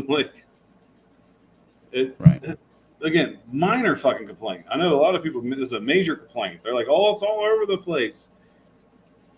Yes, but it doesn't affect the film as much as, some of the reviews from the bigger sites were saying. Because unfortunately, I seen an IGN review before it even got released, just scrolling fucking Facebook one night when I was taking a shit, and they scored it a 5. Did I bother reading the review? Fuck no. But I'm like, there's no way this is a 5. But the tagline was pretty much saying that, what the fuck is this movie? It's all over the place, which it is. But it doesn't need to be. You don't need to stick to one genre, I don't think. This is a fun. I don't get it. This is a Maxine Minx biography. What the fuck? Yeah, where's the rule that says it only has to be a slasher or it only has to be a fantasy? This person has this interesting path, and just these crazy things happen. That's fuck it. Let's go for the ride. There was one joke at the end that I fucking loved at the very end of the movie where she's using her SAG card to line up her cocaine. I laughed so loud at that the first time. I was able to muffle myself the second time a little bit, but I laughed a little bit too loud at that the first time because that was just great. I love his mix though, especially in this movie, and X had to be a slasher. You couldn't do. I don't think you could maybe get away with a little bit of giallo, but I don't think you could do a film noir X movie. What did we call it? We called it the slow burning slasher back then. Yeah, Yeah. Mhm. You couldn't do murder mystery necessarily with X. I don't think. No. You couldn't do that with Pearl either. Pearl was great as Pearl was more of like a character expose, and giving Mia Goth a opportunity to just really fucking shine as a character. I thought, Yeah. but He pretty much gave her a canvas and said, "Make it your own." And pretty much, yeah. fucking killed it. But I liked the way this did mix so many different elements. And it even had like I said, it had throwbacks to some of those old school elements, you know, with them visiting the Psycho house, you know, that's definitely going to give you slasher. And even speaking of, talk about a movie that's multiple genres, you know, that wasn't just a slasher. That's an hour of, you know, Detective. kind of kind of a heist movie almost. Yeah. You know. So I love the throwback to Chinatown. I love the throwback to, you know, the courthouse they run out of at one point is the Back to the Future Save the Clock Tower. You don't see that, but it is. Anyway, Tarek's got a good note here, I think. He says, I think that kind of genre bending, as you put it, is the next step from surprise twist. It's a very effective gimmick that will very soon get overdone and predictable. Maybe not yet, but soon. Yeah. I can see where he's coming from on that. I can agree with that entirely. I don't think everybody can do this, though. Not well. No, but I wouldn't put it past fucking Blumhouse to do this every fucking movie. They'll do their next trend. Oh, it works for this. We can do it. Once Blumhouse does it, it's over. It's done. Yeah, because it'll be so bad that no one will want it. That will kill the trend. I'm believing in A24 at this point. They got good shit, man. They got some brains at the head of that fucking monster. So, well, I thought so, but they seem to be aligning themselves with bigger stars and bigger budgets now. So it's inevitable. But I'm curious if the quality of the writing and the I'm worrying if the quality is going to go down with bigger stars. If that's the case, we're looking at the next Lionsgate, Blumhouse, right? A24. Yeah, but I was just hoping we get a little bit more of a run out of A24. If that is the case, I'm kind of the crank. And I'm not a huge fan of a lot of their film. Like, it's about a 50-50 split, my fandom for A24. I either love it or I hate it. I'm like, right. There's no in between for me when it comes to A24 films. Right. The ones I love, I fucking love. Like, they're really good. It's nice seeing an independent studio that lets the directors. You can tell there's no, as far as I could tell, there's no producers mingling in these fucking films. It's like, here's your budget, make your fucking movie. And I appreciate that so That's fucking kind of much. what I'm getting. But if they've got big talent coming and even big directors, you know, I don't know how much longer that's going to last. Yeah. So we'll see. I'm not making any grand statements or anything yet, but I have a feeling, you know, we're going to see some decline in 5 years. Let's enjoy it while we can. That's right. Got to move on though. Let me get to. I want to do some speculating here because I want to do a couple of speculations here. But one thing that we did not get fully explored or fully explained in this movie was the father-daughter relationship. They alluded to it. There was one scene, one motion. It kind of made me think it was a sexually abusive situation. But then there was a lot that didn't, you know, lead me to that. I wanted to see what you guys thought. I'll start with whoever. Ziggy. I think it was absolutely inappropriate touching because this guy is so fucking lost in his belief that it's not wrong. Anything he does.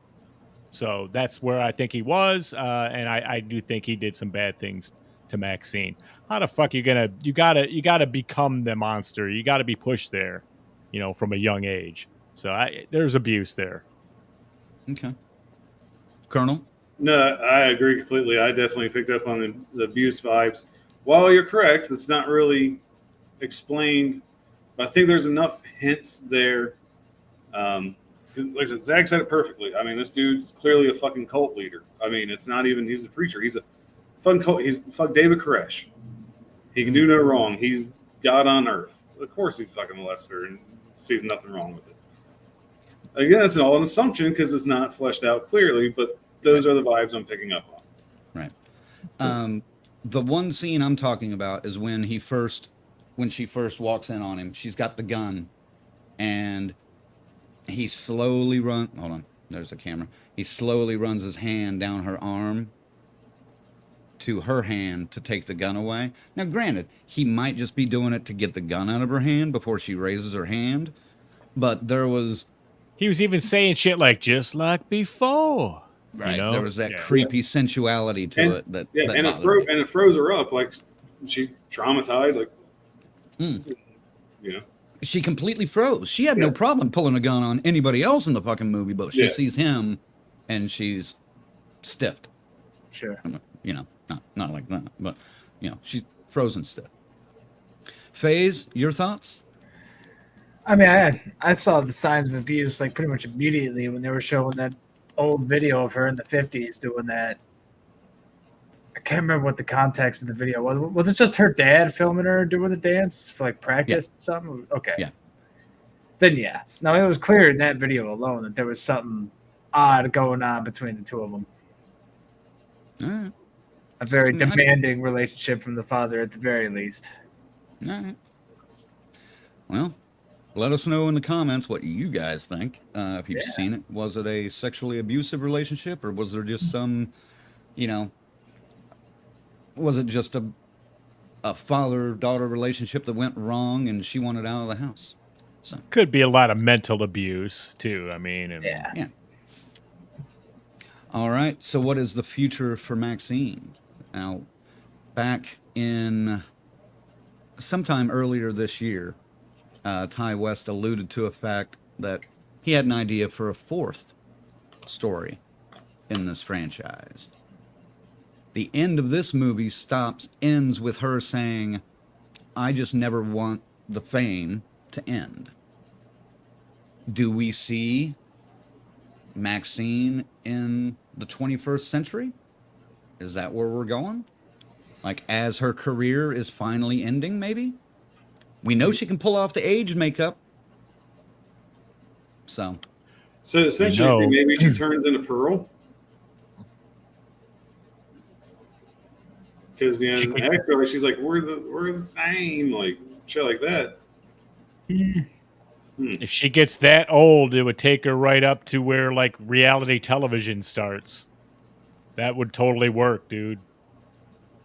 Something like that, they could totally do it. I mean, well, and all his films have some kind of subtext to it, like the satanic panic. It's almost Romero-esque, his style. He's got a little bit of Romero-esque qualities to him, for sure. But I like that idea, Colonel. Look at that. Colonel's got him thinking over there. Well, no, I like my idea too. I just think it's too far in the future. And I don't know. I kind of like to see a younger MaXXXine. It's kind of loser shit. Like 40, and she snaps out. And 40. Can't stand. These early 2000s. Up and comers. Mm-hmm. Or do we see what happened with her and her dad, her growing up? See, I don't think we need to. No more. We closed those chapters. We've killed those demons. Literally. I don't see them doing that. Ty West. I don't see him doing that either, but that's a little bit too easy, Yeah. But all right. Not bad. Yeah. I was just curious, where you guys thought that. I don't think a fourth one. I'll be honest. I'm not going to say no. I won't Well, be against it, but I don't see it happening really. He did say in the last interview I remember seeing him being asked about this, that he actually responded to it. He said he wanted to see what the audience response was to this before deciding whether or not. So Fuck, we better Maybe be we'll- nice then. maybe we'll find out in a month or so. You know? I will say I don't see her becoming like Pearl. I think in the same age as Pearl in X, I think MaXXXine would be different.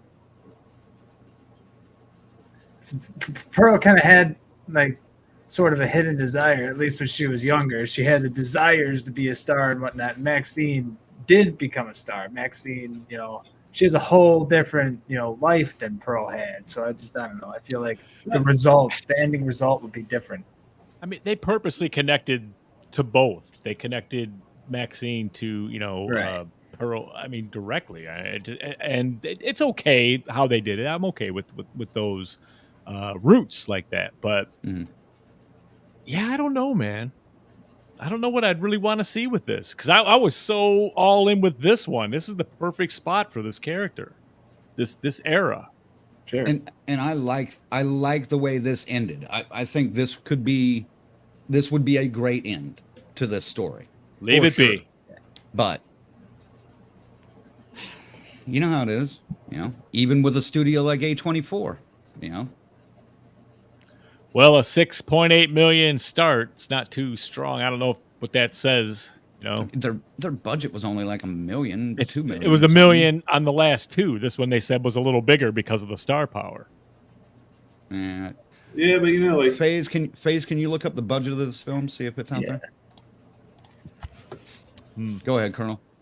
no, I'm saying the star power on this one, yes, but they're older stars. I'm sure Kevin Bacon took a fucking pay cut just to do this movie. This is like this is a project I want to be a part of. I'll take a pay cut. I'll take the a minimum. bunch of them took scale. I guarantee you, a bunch of them took scale. Kevin Bacon doesn't need the fucking money. Esposito doesn't need the fucking money. Bobby Cannavale needs the money, but that's a different story. I'm just kidding. Kidding, Bobby. You're not watching. All right. While FaZe is looking that up for us, let's get into final thoughts and rankings. Ziggy. Wow. Okay. Oh, you got a budget? I mean, yeah, for MaXXXine, it's I guess $200 million for a budget. Dude, What? No way. No way. No way it is $200 million. That's like I mean, it's hard to find a That's credible Avatar source, but money. that's what- yeah, right. Ziggy, start on final thoughts and ranking, and let me see what I can get here. Okay. I hate to say it, but when I walked out of this movie, I was a bit disappointed with what it wrapped up to be. All this whole journey between X and MaXXXine, let's say. I was kind of bummed out. I kind of wished it had gone a little bit differently than just a religious nut being in charge and behind everything. However, as a whole, it's a pretty cool, interesting take, and it's shot beautifully 3 different ways. The way this guy approaches it, and anything he does it's like he's there. It's like he goes back in time and shoots this shit. So, but we're talking about MaXXXine. And it's a great watch, man. And I look forward to watching this one again. But in the end of it, I couldn't really go as high as I wanted. I absolutely am a victim of overhyping this. 100% for myself. And with that, I'm going to leave it at a 7. 7? 7. Wow. okay. All right, Colonel. Boy, like I said, here we are. We've been 2 years now, which is pretty quick for trilogy. Yeah. But felt longer because the anticipation for these films after seeing X has been high. And I can see where Zag's saying he's maybe a victim of overhyping it. I really enjoyed this movie. Like I said, again, in my brain, it's a minor fucking nitpicky thing. I like to classify shit. That's just the way my brain works. So I'm still like, I wish I can classify it as something. I don't mind the multiple genres, but I could pick a main one, and I can't pick a main one. And also that 20 minutes there at the end where I'm just like, what the fuck? It just did not fit this trilogy at all. It really didn't. But that being said, everything else about this movie was fucking phenomenal. Like X and Pearl were. Mia Goth killed it again. Kevin Bacon was a great addition to the story. MaXXXine kind of in this film, I like the fact she was filming Puritan too, because really, once she killed her father, I'm probably putting her thought on this. She kind of really purified herself, came out clean, and got what she wanted. Her demons were extinguished at this point. She can move forward and be the star she always wanted to be. So you get that nice little happy ending for her. Oh, goddamn. I'm kind of zag a little bit when I say I want to rank this higher, but I'm going to give it an 8. It probably would be higher if it wasn't for that fucking third act, man. Like, that's probably been one of my few 9s we've had on this show. I enjoyed it that much till that part. I was definitely sitting at an 8 up until the Batman stuff. So, the Batman thing is just riding you. yeah. Man, oh man, I enjoyed the shit out of this movie.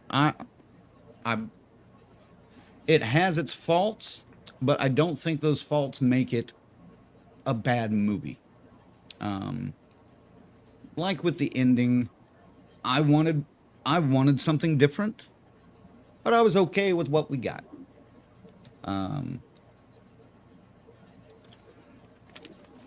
I really, and I think I've given both X and Pearl a 10. Did I not? I can't remember both things about right. I don't think they're both 10s. I think you did. One of them was a high 9, though. It might have been 9.5, maybe a 9 for X. I think Pearl you 10'd. Maybe that was it. Or it's the other way around. Yeah. I think both of them are 2 of the best movies out of 2022, though. So, if not the best movies out of 2022. And this one's probably going to be right up there as one of the best ones of this year. I'm not going 10, but I am going to give this a 9 because I dug it. And like I said, the few faults that it does have don't necessarily ruin the movie for me. So I'll stick with 9. So 7, 8, 9. 7, 8, 9. Phase. Yeah, I'm kind of thinking on the score a little bit. I mean, I agree on the ending. I was expecting something a little different too, but it was okay for what it was, I guess. But I mean, it was beautiful 80s, set in the 80s flick. Fucking the soundtrack was just phenomenal. I mean, that alone bumps it up so fucking high. The songs worked, man. Yeah, Goth was really good. Fucking Esposito was in it. Kevin Bacon was good. I mean, there's a lot of good going on. Not a lot of negative.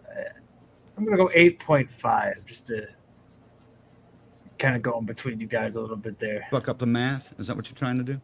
Oh, there's math going on here? I don't know. I don't want to push it to a 9 per se. So your 8.5 gives it a round score of 8.125. Does that math work out for you guys? Is that right? I guess. Sure. I'm not a math magician, man. So yeah, bust out the calculator here. A cumulative score. Can't say it right now. What was it? 7, 8, 9, 8.5? Yeah. Yes. 8.125. Cat. Sorry, she's zooming right between my fucking legs, man. Correct, sir. It's not the end itself. The end is fine. I mean, what happens and everything. How it's just how we got there is what. When I look back on it, it's like, really, this whole fucking. I said earlier, the X, the first movie, it starts with the preacher. And we don't know for sure at that time, but the And I end love of the that- movie shows that he's lost his daughter and he's looking for her. You know, I love that it starts right with that too. That video, and you know. And it starts with a throwback video then too. All It's right, It's so disappointing though. yeah, I mean, it could have been. Like I said, I don't know, man. Maybe we got a couple of random questions Christ. here that we kind of need to get to before we wrap do this it. up and talk about the next. But yeah, let us know what you thought of MaXXXine. Throw your scores in the comments. look at her. But we got to wrap this up pretty quick. I'm going to start with this first. Twisted 20 wants to know, Ziggy, do you have an art request for your thank you? Oh boy, you know what? Keep it as kooky as the last one. Where'd You it know, I'm go? gonna go grab that thing and show everybody. Don't unstar those until I'm done. Yeah. If you can. You good? I'm good. All right. Bronson wants to know, do you guys have a Patreon account? Funny you should ask about that. Hey. FaZe, if you'll share the link in there. It's based on Patreon, but it's not Patreon. We handle it ourselves, so Patreon doesn't get 30% of their cut. We keep a hell of a lot more of it this way. But on our Hey, website, we need you it. can We're check it out. building, man. We're That's right. building. On our website, you can check it out at deathcursesociety.com. Head on over to membership, check out the tiers over there, and let us know what you think. Thanks, Bronson. And thanks, finally, Corey wants to know, fantasy question for all three of you. You have a prequel, sequel, no budget. What movie is it and why? No limit on the budget, I guess you would say. Prequel, sequel. Yeah, I'm So taking it as so they give us a blank check what we make. for any I IP property. Any major property? Friday the 13th for me all the way.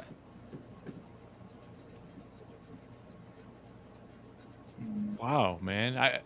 I don't want to just throw anything out there. I'd want to consider it. Go I ahead. know I'm Kid. thinking too.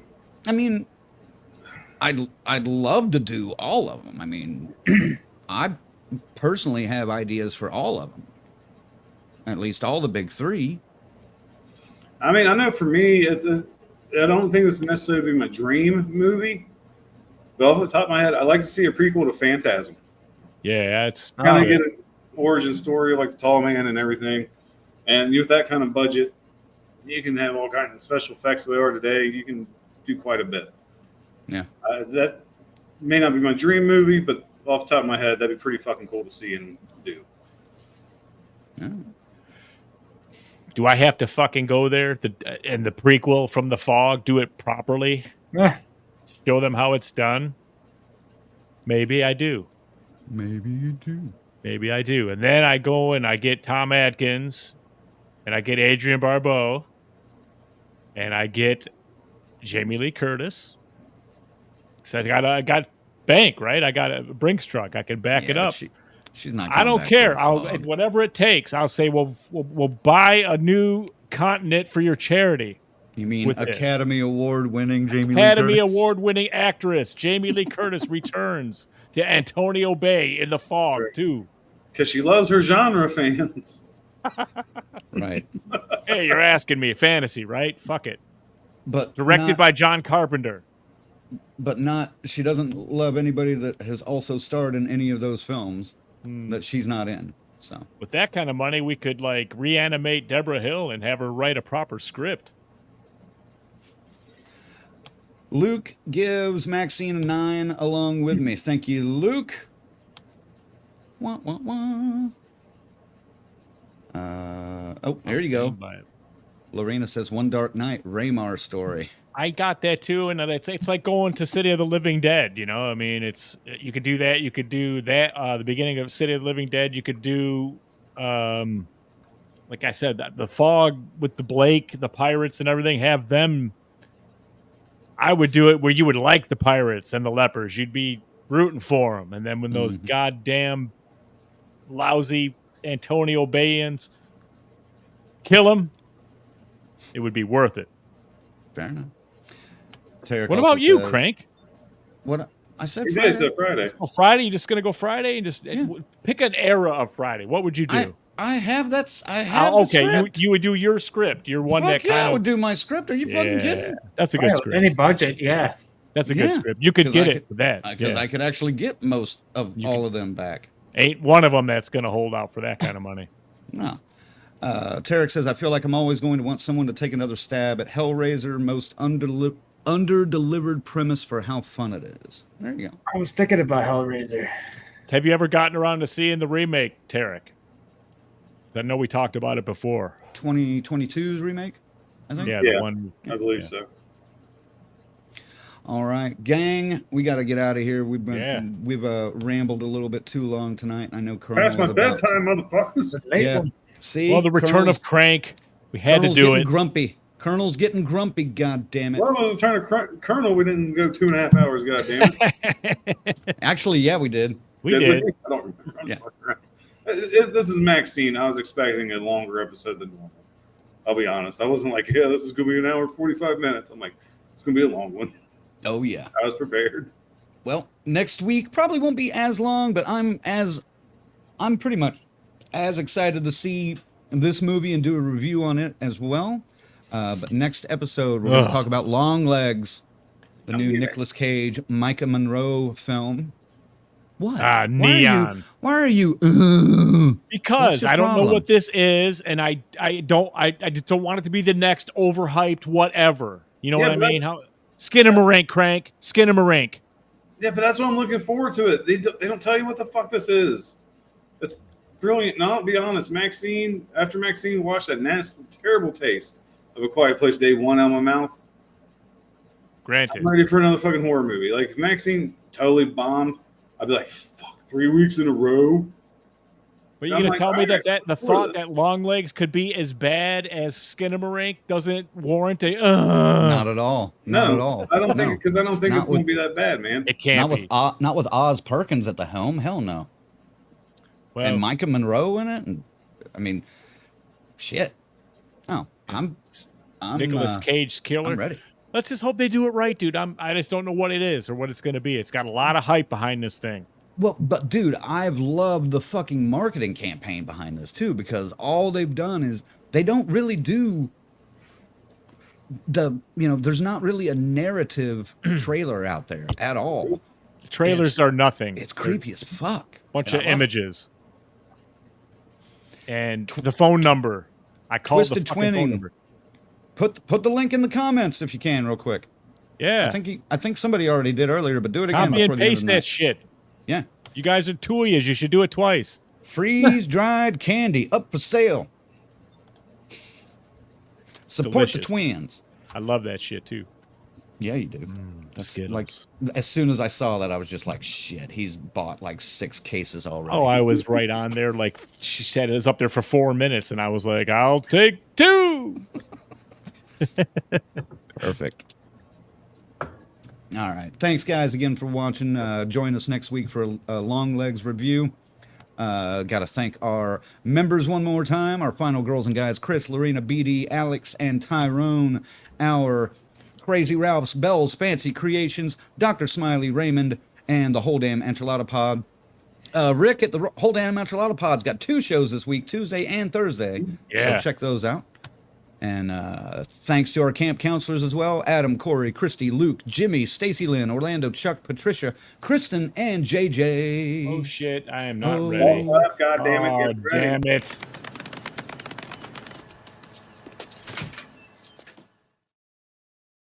Proof that Way to marijuana go. does slow down your reflexes. Salute to everybody. My hand wasn't on the mouse. Marijuana does what? That's meth. There you go. That's meth. Yes, That's the brain on drugs. Meth. that's meth. Become members and support the DCS like Bronson hopefully wants to do. Check us out at deathcurtsociety.com. Also, thanks to our associate producer, C-Phase. And yeah, cannot wait for September 27th and the 29th. We're heading to Albuquerque, folks. Going to go see our buddies at the Morgan Crypt Horror Fest down at the Isleta Resort and Casino. Get your tickets now at morgancryptabq.com. Phase, why don't you send them out for the night? All right. Yeah, we're running out of time. there it Actually, we is. can't do it. Colonel, why don't you send them out for the night? God damn it. Thank you for joining us tonight. This is a fun episode. I knew it was going to be one of the most highly anticipated horror films of 2024. Be sure to tune in next week. I think I think it's going to be a good one. Tune in next week and find out if it is or not. Again, I hope everybody had a great 4th. Hope you all have all 10 digits still. If you don't, I've seen American Horror Story Freak Show. There's a side business you can get in the suburbs with the ladies. It's not the most honest work, but it pays well. And don't get sick. Wash your dick. Ladies, don't smell like a Scuba Steve. Use Summer's Eve like the MaXXXines. You know, that shit was smelling fine. Oh, Jesus. Don't go there. Ziggy? Dude, what? What? Yeah. Sorry, my nose. Hey, man. It's great. We love you. And you want the DCS near you? Tell your local cons. And maybe one day we will be in your backyard. But, yeah, great stuff coming up, man. Long Legs, Nicolas Cage as a serial killer. What the fuck, man? This better be good. It better not be Skinamarink 2. That's all I'm saying. That's all I'm saying. That's the dumbest prediction I've heard in a while. Although, if it is, Frank is going to dumbest. pop like a fucking zit, and it'll be glorious. It'll be great. So, I mean, maybe... Pop like the scanners guy. Oh, dude, yeah. Oh, dude. I mean... If there's anything we can root for, if it sucks, it'll be that, because he's already obviously overhyped this. But we will see. We'll see you next week. Love you guys, man. Mwah. See ya. Yeah, the marketing has definitely gotten to me, and I'm definitely looking forward to this one. So, yeah. See, Natasha agrees with me. Thanks for watching, Natasha. She says Nicolas Cage is in it. It's got to at least be a wild time. Yeah, his taxes are paid now, so he's making movies he wants to make now. Yeah, he's good. He's caught up. Mm-hmm. Again, thanks for watching, guys. We'll talk about Long Legs next week, and yeah, it's gonna be a lot of fun. Well, thanks for all the messages welcoming me back. I appreciate that, and even the ones that you guys that reached out privately. I do appreciate it. I've been trying to stay off of social media a little bit more than I had been. That's one of my treatments I'm going through, if you will. So, if I did get back to you, cool. If I didn't, I apologize, but thank you for the message. And, yeah, appreciate you guys tuning in. And, yeah, see you next week. Enjoy the rest of your week. And, yeah. Anything else? Oh, yeah. Woo!